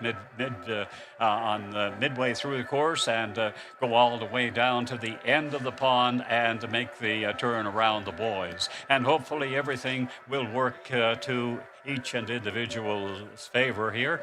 Canadian Forces in the outside lane, they are in fourth position. That's the way we would call it at this stage of the game, but it's still early in this race. The NTV crew seem to have opened up a little more of a lead now over the Capital Home Hardware crew. Capital Home Hardware with their best time of the day, 9:37.73, qualifying for the Adrian Travers Men's Championship. And this particular race is almost a repeat of the first race of the day at 8 o'clock this morning, a little after 8. Capital Home Hardware won that one, and it'll be anybody's guess whether they take this one away from NTV or whether NTV in the lane number 2 is going to be strong enough to pick up or lane number 3 is going to be strong enough to pick up that. NTV with Dean Hammond back again. Paul Hussey is rowing for NTV. Dexter Decker is back. Mike Barnes, Frank Norris, Mark Duff, Blaine Edwards is back. So that's the crew from NTV. Capital Home Hardware has Kevin Greeley in the coxswain's chair, and Jason Wade, Brad White, Doug Jackman, Ian Power, Morgan White, John Houlihan. The spare is Sean White, and the coach is Ray Cadigan. Canadian Armed Forces in the outside lane, they seem to be battling for a third position now with the Iceberg heat pumps in lane number 3. Iceberg heat pumps moved. They were in stake number 1 this morning, and they moved up back to stake number 2. And Canadian Armed Forces picked stake number 1.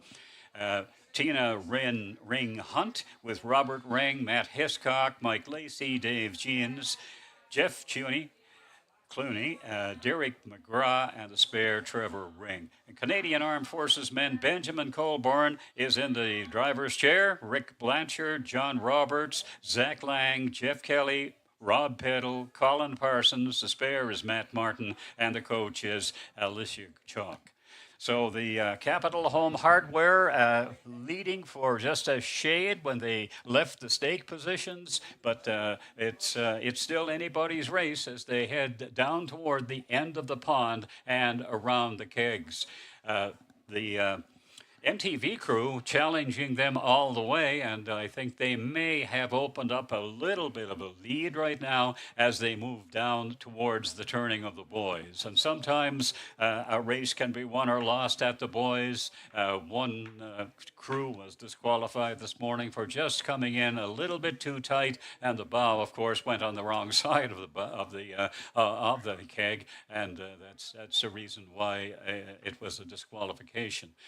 As they move in toward the kegs at the end of the pond, it looks like a battle between NTV in lane number 3 and Capital Home Hardware in lane number 4, the inside lane, the one nearest the bank here at Southeast Arm Placentia.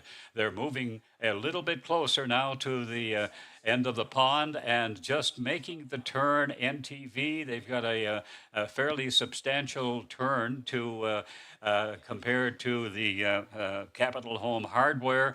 Capital Home Hardware may have a pretty wide turn as well. And on the other side, we have Iceberg heat pumps just getting into the kegs at this point, and Canadian Armed Forces men in the outside lane in lane number 4, or lane number 1, I should say. So Capital Home Hardware getting in around the kegs at the end of the pond and getting away. NTV also around the kegs. And we have the Canadian Armed Forces and Iceberg heat pumps getting around as well. On the way back the pond now, we have the, finally getting into the race back the way they came is both NTV and the Iceberg heat pumps on the way in towards their boys. At least that's the way we ascertain as they seem to be rowing towards the boys at this time, and the other 3 racing shells are rowing away from the boys. Coming back, making the turn now, we have Capital Home Hardware. NTV's on the way back. Capital Home Hardware with a very tight turn, and they're on the way back, getting into the boys now as well. We have Canadian Armed Forces and Iceberg heat pumps for the turning of the boys. NTV is around, Home Hardware is around as well, and they're on the way back. They've straightened up their course, and they're on the way back toward the, we didn't get a split on that, but it's somewhere in the vicinity of about 5:30, 5:40, somewhere in that general area, with the split coming around the kegs. And We've got Home Hardware in the inside lane. Home Hardware in the inside lane, lane number 4, and that's the favored lane with a lot of the rowers here at Placentia. Rowing, of course, on salt waters, a little different than the Kitty Bitty Lake or Lady Lake and some of the other lakes that people are accustomed to racing. They have fixed seats as well here as an experiment with sliders at one time, but I think they elected to just stay with the 6-person fixed seat affair. Coming back towards the kegs on the way back toward the midway marker, boys, we should say we have NTV maybe with a little bit of a lead over the Capital Home Hardware crew. Capital Home Hardware still pressing. Well back of the pack, we have the Iceberg heat pumps in lane number 2, and the outside lane Canadian Forces getting around the boys at the end of the race course as well. So everybody getting around rather nicely. Everybody on the way